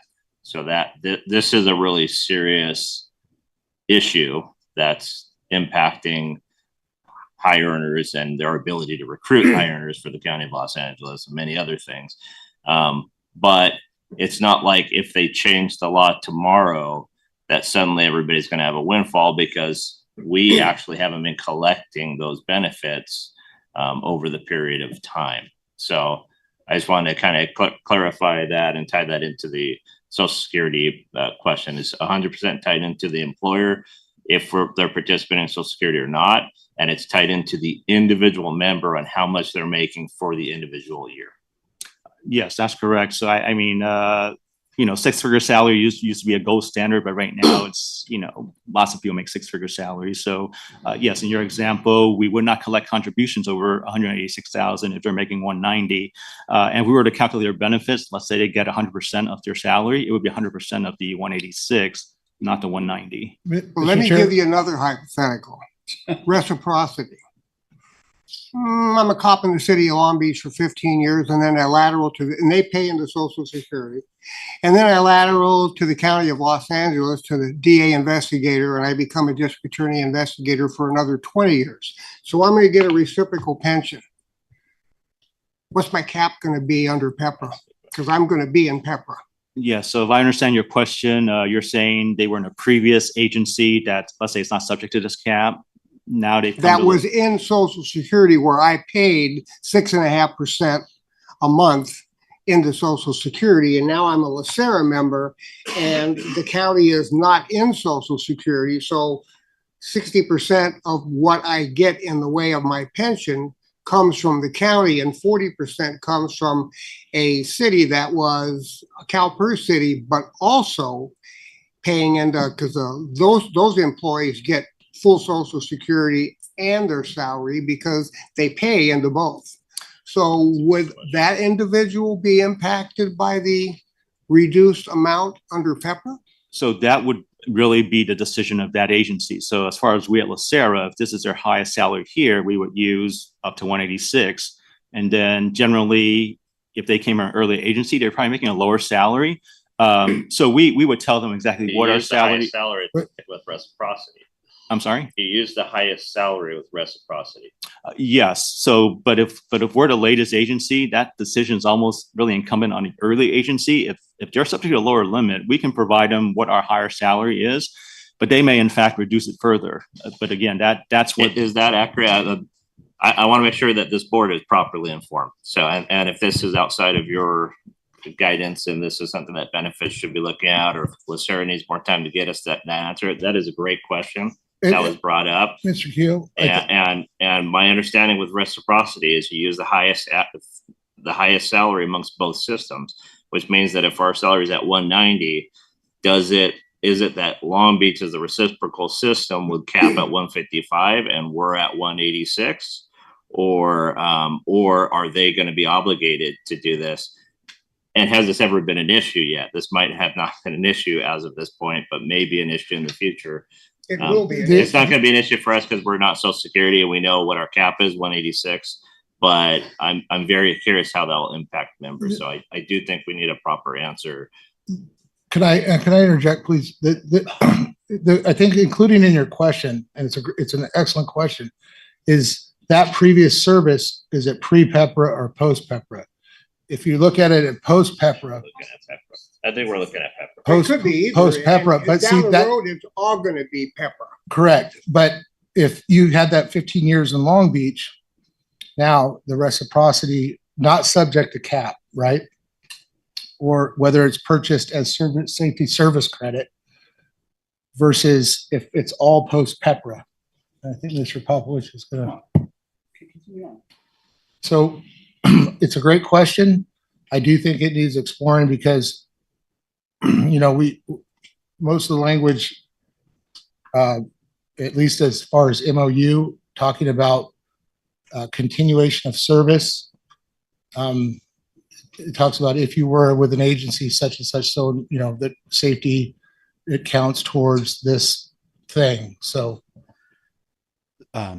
first, if their service with the other agency was prior to PEPRA, then they would qualify for a legacy plan and we'd put them in a legacy plan. So that part's done.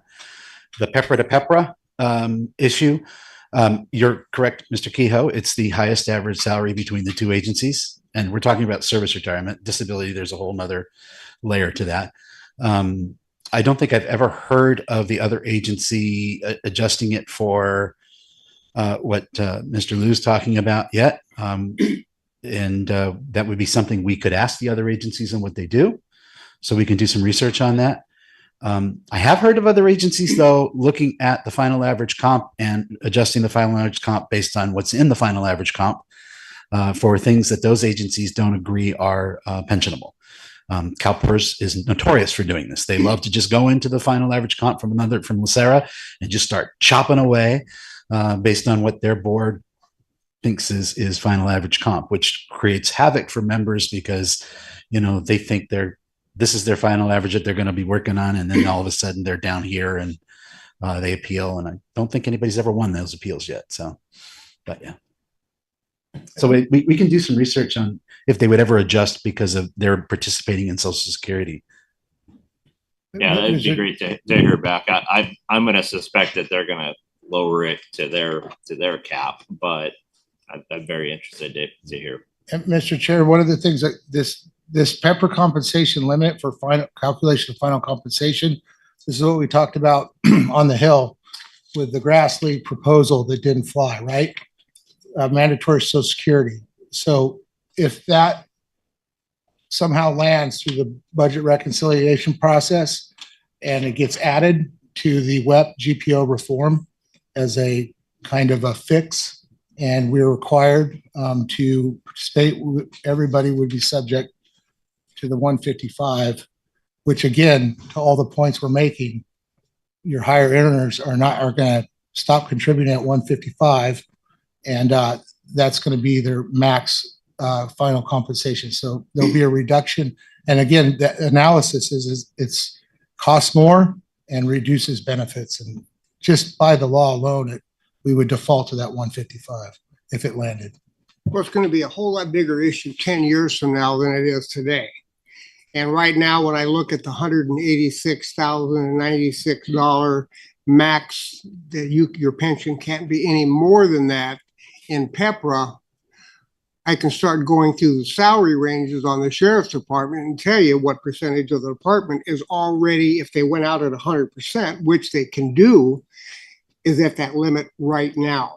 And that is only because the salaries are going up more than that limit is. And as you promote, then you blow that amount out of the water 10 times over. So when I'm looking at that and I'm going, well, today it's not going to be a huge issue, but we're only 10 years into PEPRA.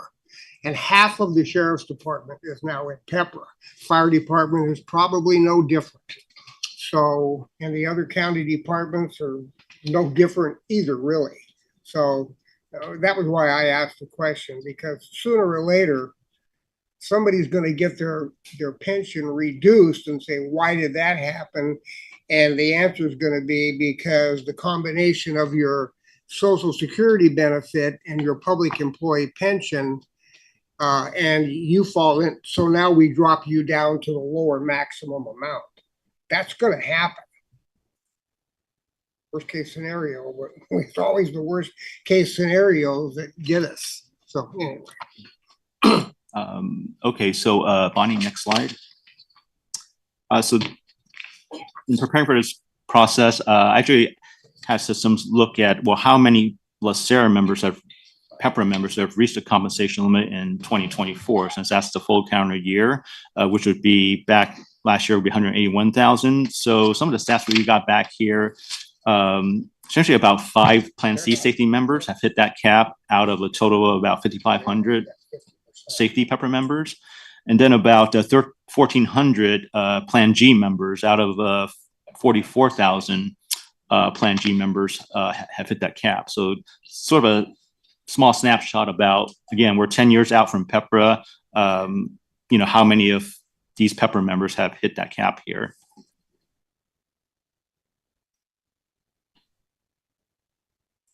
Next slide. So this is outgoing reciprocity. So one of the other things I did was I also asked the county in terms of, for recruitment and retention, for example, do they keep track of if a job applicant were to get an offer from the county, but they were to turn it down, do they, keep track of the reasons why they turn it down, such as, it was due to PEPRA benefits, or at the same time for county employees who are leaving, are they tracking the reasons as far as why they're leaving? If, for example, it's due to PEPRA benefits, and feedback I got back was they're not tracking things at that level of granularity where you would kind of like pinpoint, well, X number of members left because of PEPRA. Certainly, there could be a whole constellation of reasons, but again, it's as far as the feedback I got is that they're not really tracking to that level. The other thing I did was ask our systems to give me a query of, well, of our PEPRA members, in other words, anybody with a membership date on or after January 1st, 2013, how many of them left to go to a reciprocal agency? So if you can take a look at some of these statistics here, as far as PEPRA systems are concerned, that would be other SERL systems and CalPERS, CalSTRS. That accounts for about 875 members out of that 1,000. So it's about 85% of people who kind of leave LACERA and go to another really PEPRA system. Most of them go to CalPERS, almost 440 of them. And then the other one is divided up amongst the various service systems, which not surprisingly would be our neighbors in Orange County, San Bernardino, and Ventura. That's about 76% of the junior 87 that leave. So in that sense, they're not really increasing their retirement benefits. In fact, if they're participants in Social Security, they might even be lowering them. Then you look at the non-PEPR system. So for example, Fresno City, LA City, San Diego City. As you can see from here, the largest number went to LA City from LACERS, and this is their general system. So these are general members. And from what I saw, nobody popped up as far as going to a independent system that was for safety members. So for example, Fresno City, LA City, and San Jose, they actually have a separate safety plan governed by a separate board and so forth. But there weren't any records that we had PEPR members that left to those agencies. So in total, as far as going to non-PEPR systems, about 158 of them. And as you can see, the bulk of them went to, LA City's general system. What timeline is this chart? So I got this basically a couple of weeks ago to ask, give me every member with a membership date on or after 1/1/2013, which we're making a PEPR member. Okay. And then they must have a termination date, so they're leaving the county, and they have a reciprocal record. So within 6 months, they went to a reciprocal system. Now, what you're not going to see this is all PEPRA members since the implementation of PEPRA that have established reciprocity with another system and left. Right. That number seems pretty low, exceedingly low. From my own personal experience on interviewing deputy sheriffs leaving and going to other county agency or other city agencies and other police departments. I had 3 last month alone. Yeah, I believe, did you say these are LACERA employees, not LA County employees? Well, LACERA members. So these include countywide that are PEPRA members. Then yeah, I agree with you. This number is definitely real. I would look into into this because this is a great chart. This is a great chart, and I would love to see it if it was 100% accurate. Because what it's telling me is, anybody who leaves reciprocal systems for another PEPRA agency isn't leaving because of retirement benefits. They're leaving for other reasons. And then the other ones could be for retirement reason, that system. So if this was accurate, then we know 15%, that's a pretty low number. You're not having a lot of people leaving because of PEPRA that are going and taking advantage of. So I should give a couple of caveats about this. So you can leave to go to a reciprocal system. And again, there may be a lag in when they establish reciprocity. In other words, the process of exchanging information. So that might account for some of it. We've seen issues where people have gone to a reciprocal agency and they don't tell us that they went there until they retire from that agency. Again, some extreme examples. The other issue might be you could be leaving and going to another system and not even establishing reciprocity. So we wouldn't have a record of that. There would be no reason for them to tell us that, no reason for us to track that. Because if they're going there more than 6 months later, we wouldn't know who those people are, and that's certainly possible. But as far as experience is concerned, in terms of, we know, for example, CalPERS is our biggest reciprocal partner. Most of our records, and this kind of alludes to that. As far as I understand the concern about the non-PEPR systems in terms of anecdotal experience versus how many we think are going and so forth. But we can continue to look at this. I just stand by. I think that number is pretty low, just in general, just based on my own experience and the department's experience. I think we're losing like over 300 a year, if not more, going to other agencies. Next slide. So the 3-year So we just talked about the comp limits. Here's the 3-year final compensation limit, which was 0.4 in the governor's pension plan, reform plan. Basically, his reasons for this was to tamp down on pension spiking, by expanding that from 1 year to 3 years. And so that's the reason he did that. Next slide. So now here I want to kind of talk about, if legislative process versus policy.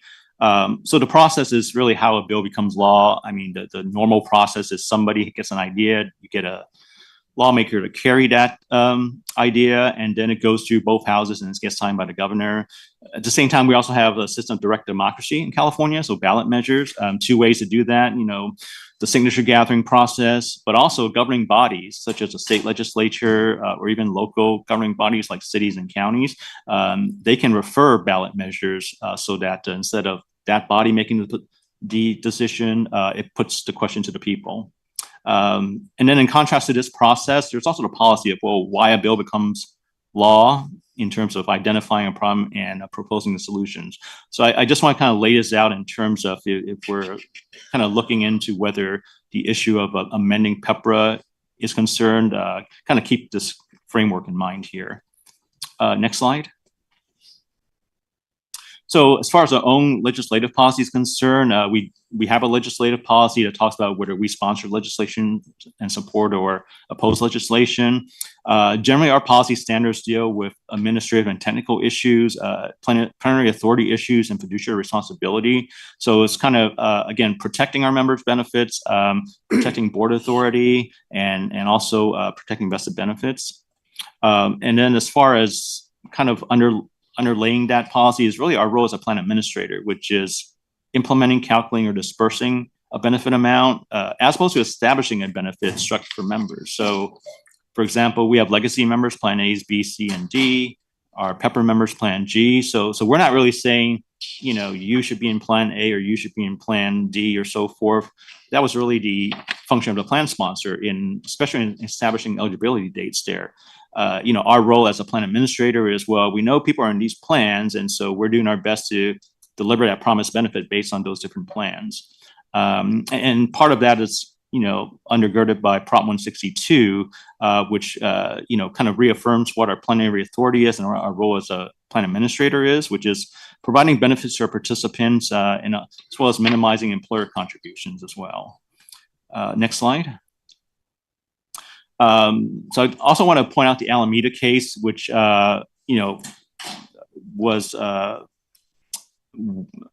litigated in the aftermath of PEPRA, which was disputes over, changes in the definition of compensation earnable. But kind of want to point out, at least in the case itself, where the Supreme Court talked about the role of a county retirement board, as it said, it's not to design the county's pension plan, but to implement the design enacted by the legislature through SURL. And it goes on to just kind of reiterate that, for example, it's not within a board's authority to expand benefits beyond what's in the legislation, and that scope of the board's powers for benefits is kind of limited to administering those benefits set by the legislative body. Next slide.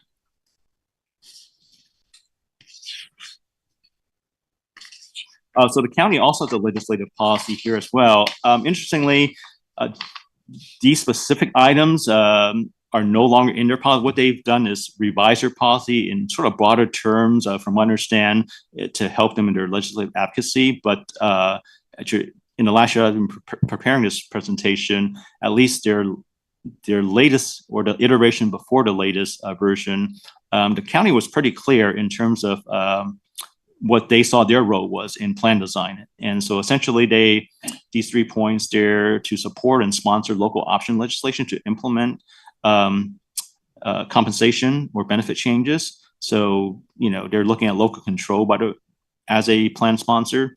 They would also oppose legislation that mandates or authorizes compensatory or benefit changes without the approval of the Board of Supervisors. So I think a lot of times you see in SURL, there are provisions that, provide, say, plan enhancements, but it's also subject to adoption by the Board of Supervisors. And then lastly, they would oppose legislation that would remove their control over benefit or increases in LACERA that would increase county costs. So again, this was sort of the last iteration of their policy that was really specific in what they would support or sponsor. But their current iteration is a bit more broad based, which doesn't go into this. But I want to kind of highlight this in terms of really to contrast the role of plan administration versus plan design. Next slide. So there are certainly stakeholders in terms of what we do in retirement benefits, and certainly the retirement systems of plan sponsors, labor, but there are also, outside that concentric circle, taxpayers, legislators, the governor, and special interest plans. So all of these stakeholders have a sort of a view or a role in, how retirement benefits are either, structured or administered. And then with this slide, I want to highlight, so we all know that, PEPRA was a pension reform proposal that really reduced benefits, but the last time that plan enhancements were done were about 20 years ago in 2001, and this was under AB 399 when the county and its labor organizations came up with really a basket of plan enhancements. And chief among those was increasing actually the final compensation period from 3 years to 1 year for our legacies plans B, C, and D. They've also increased survivor benefits, the percentage from 60 to 65, added COLAs for planning benefits because interestingly, or planning benefits did not get a COLA until 20 years ago. So, if you have been retired in Plan E, say in 1990, you would have gotten 0 COLAs until 2001. There are also improvements in Plan E retirement factors. So again, that would improve the benefit amount that they got.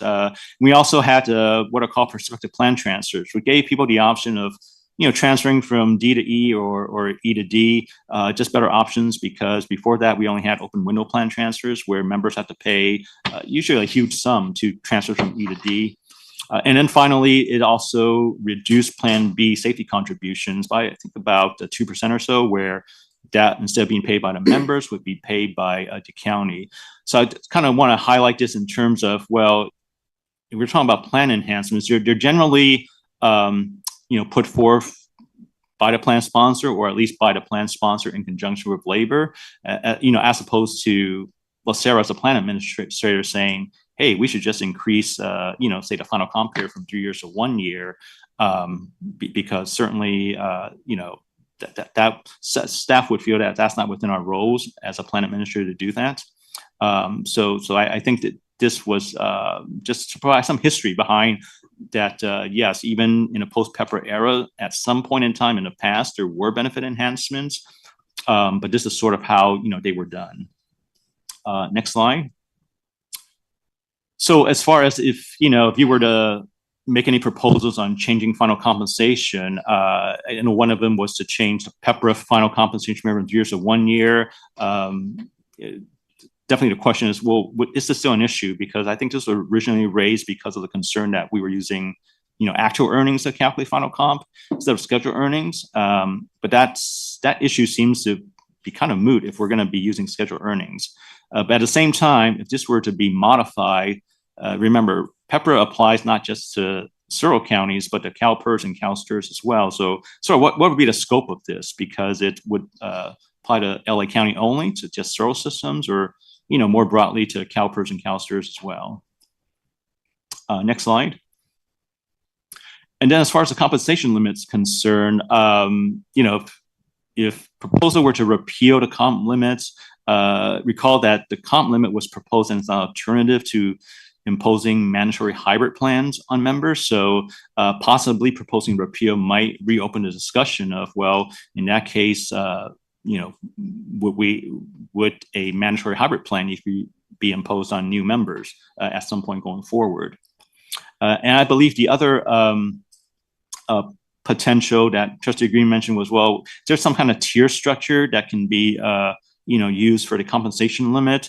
Again, there's a question of scope of who would it apply to, but at the same time, it would be what that tier structure would look like. Is it based on class specifications, or it's based on salary levels, and specifically what those tier limits would be? I mean, it would be difficult for, I think, us as a plan administrator to say, you and you would have this level of benefits. And then there's also the question of, based on the existing level of benefits, if you were to lower this, it would definitely raise vested rights issues, because if let's say the current level is 186, under PEPRA, this is only going to increase going forward, but you're just then going to lower it for existing employees. That raises vested rights issues. On the other hand, if that's just a floor and you're going to start raising it, that comes into the plan enhancement issue. And again, how would you raise that?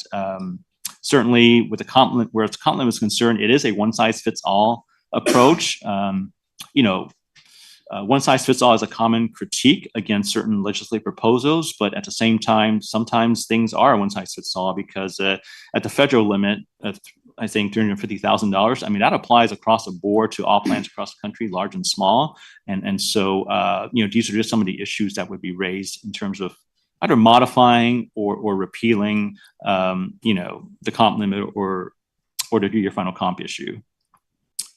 So that kind of concludes my presentation. Essentially, what I was trying to do in going through this was, initially the question was whether the plan design of PEPRA should be, changed or modified with respect to the comp limit or to do your final comp.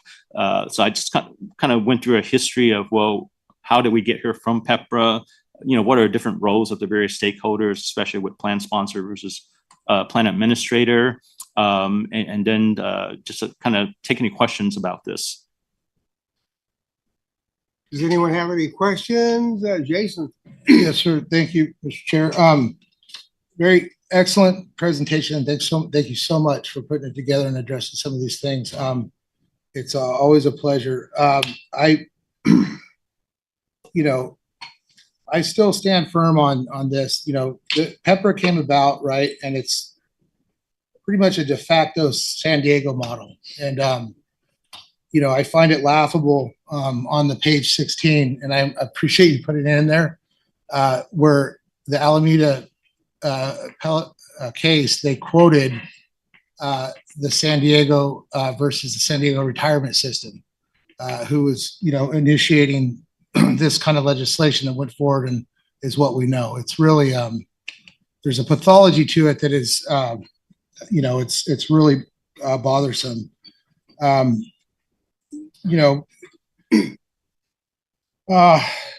Including that model also is the eliminate the right of an employee to vote to change their benefits. So there's really a threat here, diminishing it. And to be clear, I understand fully LACERA's obligation to the rule of law and California state legislation as far as how we administer the plan. And I know that this is going to be have to come from legislation and revisions at the state. And I would ask the board to entertain just moving forward with this, that any and all future legislation that would address some of these things that you highlighted in your presentation, limit,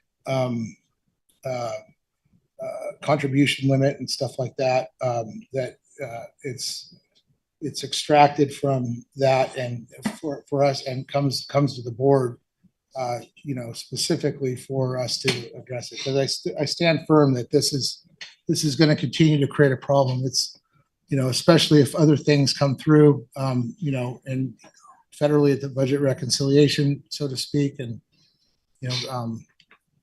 mandatory Social Security. I know the county's position on that is opposition, but there's a estimated, as you said before, 6% increase to the plan sponsor, and so there is issues with this, and again, driving this to the idea that like I said, a de facto San Diego model with a 401k is appropriate. And there's just so much other risk associated with that too. So thanks again. But that would be my ask, is that, anything that starts even at inception, if you catch wind of anything, that you bring it to us so we can look at it.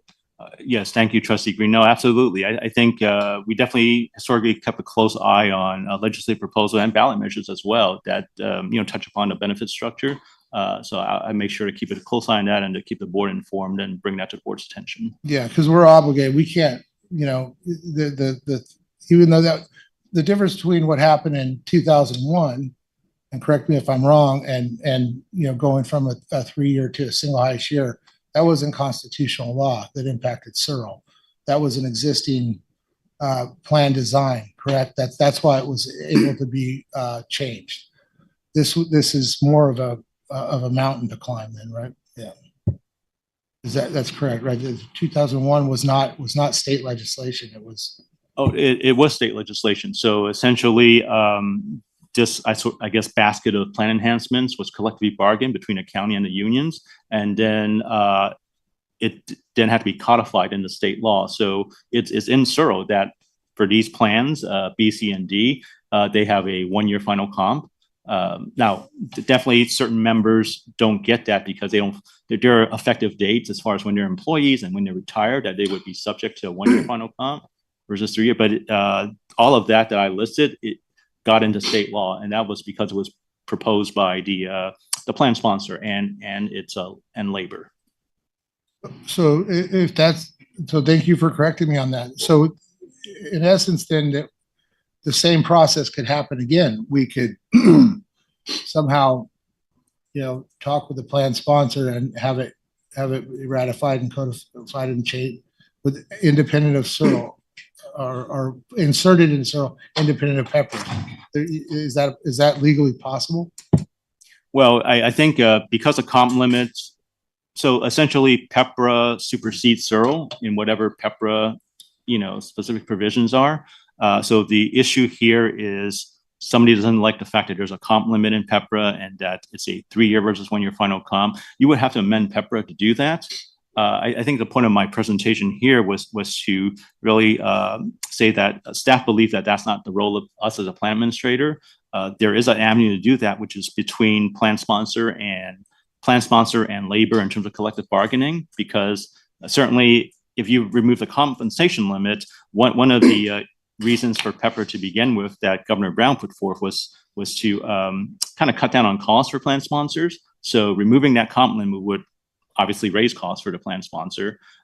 Again, that's not an automatic disqualification, but that's why in the collective bargaining process, there's a kind of give and take in terms of what's acceptable in terms of cost and benefits and what that agreement is. I don't know if that, we as a plan administrators in the best position to sort of propose that, to say, just remove that limit. I mean, we would certainly administer that. But I appreciate it. But I guess my question is legally it's possible. Yes, there's a process. Great. And in fact, just as an aside, generally we've seen ballot measures that are pension reform measures that would reduce benefits. But if you recall, just in this latest election, City, County, San Francisco, they put a ballot measure out to enhance benefits, and 2 out of 3 of those proposals, passed. So the other avenue is with ballot measures, but in terms of changing the legal process, it would be changing. It's possible to change it. It's just a matter of who would take up that, who would run with that. And that brings me to my last thing, which is the originally that those compensation cap limits weren't included in the 12-point plan. Part of the San Diego model, so to speak, but in the governor's original 12-point plan, they weren't there. Can you please expand on how the hybrid plan and how it got in there? Like, why those became attractive versus the implementation of a hybrid plan? So right now in PEPRA, there is the option of a hybrid plan. So in other words, a plan sponsor, instead of going the hybrid route, instead of going the PEPRA route, they can adopt a hybrid plan that meets certain requirements. I believe San Juan Capistrano did that several years ago, and there was another agency that did that.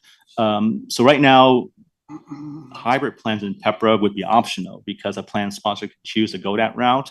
What I was kind of saying with the plan is that apparently there might have been resistance against a hybrid plan just being imposed, across the board, because that would definitely lower benefits. So the compromise was that, well, we don't apply across the board. Let's put in a compensation limit. which again also reduces benefits, but may have been more palatable than an across the board hybrid plan, which is now optional. Gotcha. So yeah, it's kind of like comp time off out of the 77 stuff for overtime for public service sector employees. That was a compromise. They put in CTO. So that's what it is. It's the plan sponsor had the choice between either a hybrid instead of unilaterally for all systems. They gave them the option either you could adopt a cap or a hybrid plan. Yeah, so as it stands right now, the cap is kind of across the board, but at the same time, there's an option in PEPRA for, like I said, I've only seen maybe a handful, less than 2 or 3 that have done the hybrid plan route. Yeah, thank you so much for all of this. This is great. Thank you. Barry, let me just say, first of all, great report. It's very informative. I appreciate it a lot.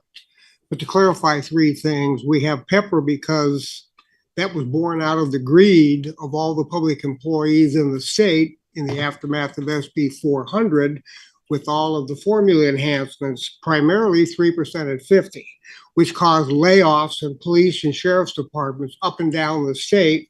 Once the bill came due and all of those city councils and those boards of supervisors realized that the cost for PERS went up. It didn't stay the same. Number 2, you keep saying San Diego, but you didn't clarify it's San Diego City, not San Diego County. And their hybrid plan was a political decision that came from their city council to making those changes. And I might have been even before PEPRA.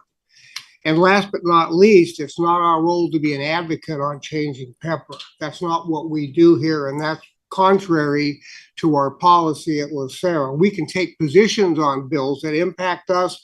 We don't go out and lobby and basically come up with new legislation. I think changing PEPRA is a pipe dream. I just don't see it happening. Because it's got to go before the voters if I'm not mistaken. So changing PEPRA and changing those formulas and those caps and everything, that's like climbing Mount Kilimanjaro in your underwear. So it's going to be pretty darn hard to do. So, I'll take that challenge. and I know it's a big deal with your state firefighters, and I appreciate, but this is the union's role. No, There's going to be changes here. It's going to come from organized labor. It's not going to come from pension. I want to be clear. Yeah, the Prop B in San Diego City was 2012, and you're right. And yes, everything that you described. We look at San Jose. We look at cities and jurisdictions post Great Financial Crisis that were overzealous in their ass. And so I know, I understand that, but there is portions of this that, and when I'm asking for attention to any legislation to brief us, that is our role, not to advocate, but to make us aware so that we have the agility, just like what came about with our, the new assessment of final compensation for our PEPRA members, looking at scheduled earnings, that kind of stuff, I think is well within our scope. So I just want to be clear on that. And I understand we're bound by this. I was just only, when I was asking about the legality, if it can be changed, I was under the assumption because it's constitutional law, we couldn't change it. So I was incorrect with the 2001 county decision. But you bring up strong points, and yes, the whole thing is about sustainability of this. But I do think that in the haste, from the Measure B in San Diego to getting to the state legislation, the lathering up of the governor's 12-point plan, I also appreciate the historical perspective. And I think in that haste, there's some things that were not well thought of with this. And I do foresee that there's going to be unintended consequences that we're already seeing a little bit. So, Ms. Kehoe. Thank you. Out of everything that was discussed, the compensation limits are the most concerning. And they are designed to be a bit of a poison pill in the long run. It's going to slowly erode and slowly start bringing it closer to everybody's salary. The reason why we had a bit of a spike is because of COVID. Post-COVID inflation was significant and caused like an 8% bump in this limit. If you reviews the COVID years, we'd be even significantly lower than that. I agree. This is not this is a labor and an employer issue, because the employers, although there are some increased costs, the employers are having difficulty recruiting and retaining high income earners, high level management, medical professionals, lawyers, these type of things, to bring them in with these compensation limits. There's a real long-term issue on this, and it's going to only get worse as it slowly erodes and as actual true inflation goes over the CPI calculated inflation, which is going to happen. And we can't say that it's not a bit of a LACERA issue, because LACERA itself as an employer has to look at this. We employ people, and we have labor unions that are going to be arguing, and we as an employer have to look at this for our own personnel. So we can't just simply stand on the sidelines on it, but we absolutely should not be advocating for increased benefit. I think that I don't think it's as much as a pipe dream. I think it's something that needs to be addressed. And I do think that this is one of those issues that can be addressed. And I don't think it's a fortress that can't make changes. We've already had some cleanup legislation on it before. So I agree 100%. We need to keep our eyes on this. We need to keep informed. I certainly hope that labor unions and employers are both actively working on this issue, on addressing the compensation limits. But I also don't want to rule out LACERA's involvement as an employer, not as the benefit administrator, but as the employer, as these discussions take place. Thank you very much. Thanks you. for your report. Item 11, items for staff review. Yes, I have one item from Trustee Kehoe that staff provide a monthly OOC update regarding item 9B. And item 12, items for future agendas. I don't think we Request? have anything. We'll do good of the order, and then we are going to break for 15 minutes, and we'll come back in closed session. So you want to just start with Jason? Sure. Trustee Green? No, just I really enjoy the spirited discussion today. I really do appreciate it. And welcome to our new trustee. Thank you. Thank you for jumping right in there. That's always fun. That's, it's good. And but yeah, just a point of personal privilege. I just want to shout out birthday wishes to my son coming up this here shortly, and he's going to become a teenager. So I wanted to say that. So that's it, teenager. Thank you. Trustee DeRosa? Yes, thank you so much for the reports. Very good information, and welcome, Trustee Fessler. Trustee Fessler? Thank you for the kind and generous welcomes. I'm looking forward to more spirited discussions and to getting up to speed here. I took notes. So Mr. Liu, I'll probably be giving you a call because there were 2 or 3 terms of art that were part of that presentation that I'm not familiar with, but I'm working hard to catch up. So look forward to participating with everybody, and thank you very much again. Trustee Kia? Welcome to our new trustee, and thank you, staff, for all the hard work, especially that pepper presentation was very well done. Thank you. Trustee Rue? Welcome, Trustee Fessler. Good. I look forward to working with you, and thank you to staff for all your hard work again. Trustee Langton? Me too. Welcome, Trustee Fessler. Thank you so much to staff today for engaging with us and your patience with us. And I know everybody said spirited, but for the thoughtful discussion, I think these debates are really important, and I think they will help us be a better LACERA in the long run. And I also want to welcome all the new staff to LACERA that were introduced today. Thanks. Trustee Ginsburg? Yes, I want to thank the staff for all their hard work and the presentations, and welcome trustees. Trustee Oakham? Yeah, welcome, Thank you. trustee Fessler.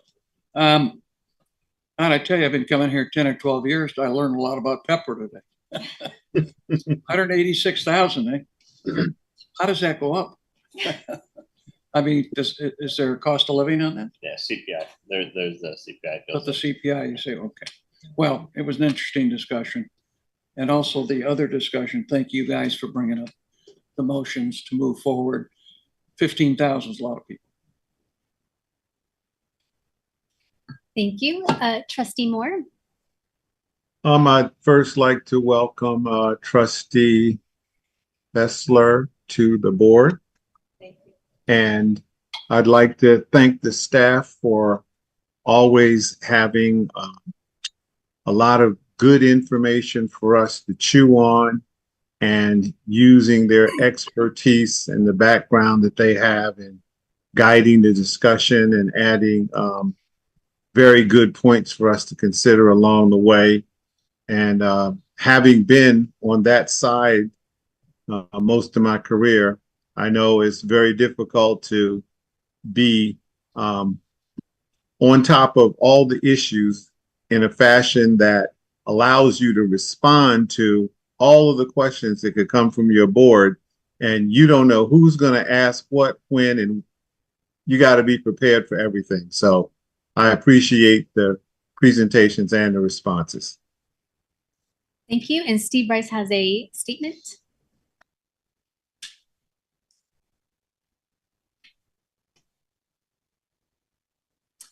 For the record, executive session item 15A relates to the claim of Murado Intelligence LLC. Thank you, Chair Robbins. And lastly, I want to welcome Trustee Fessler to our board. We are not strangers, and you didn't come in like a lamb, you came in like a lion. We're going to take a break. We're going to take a 15-minute break, and then we will come back and close session. Recording stopped.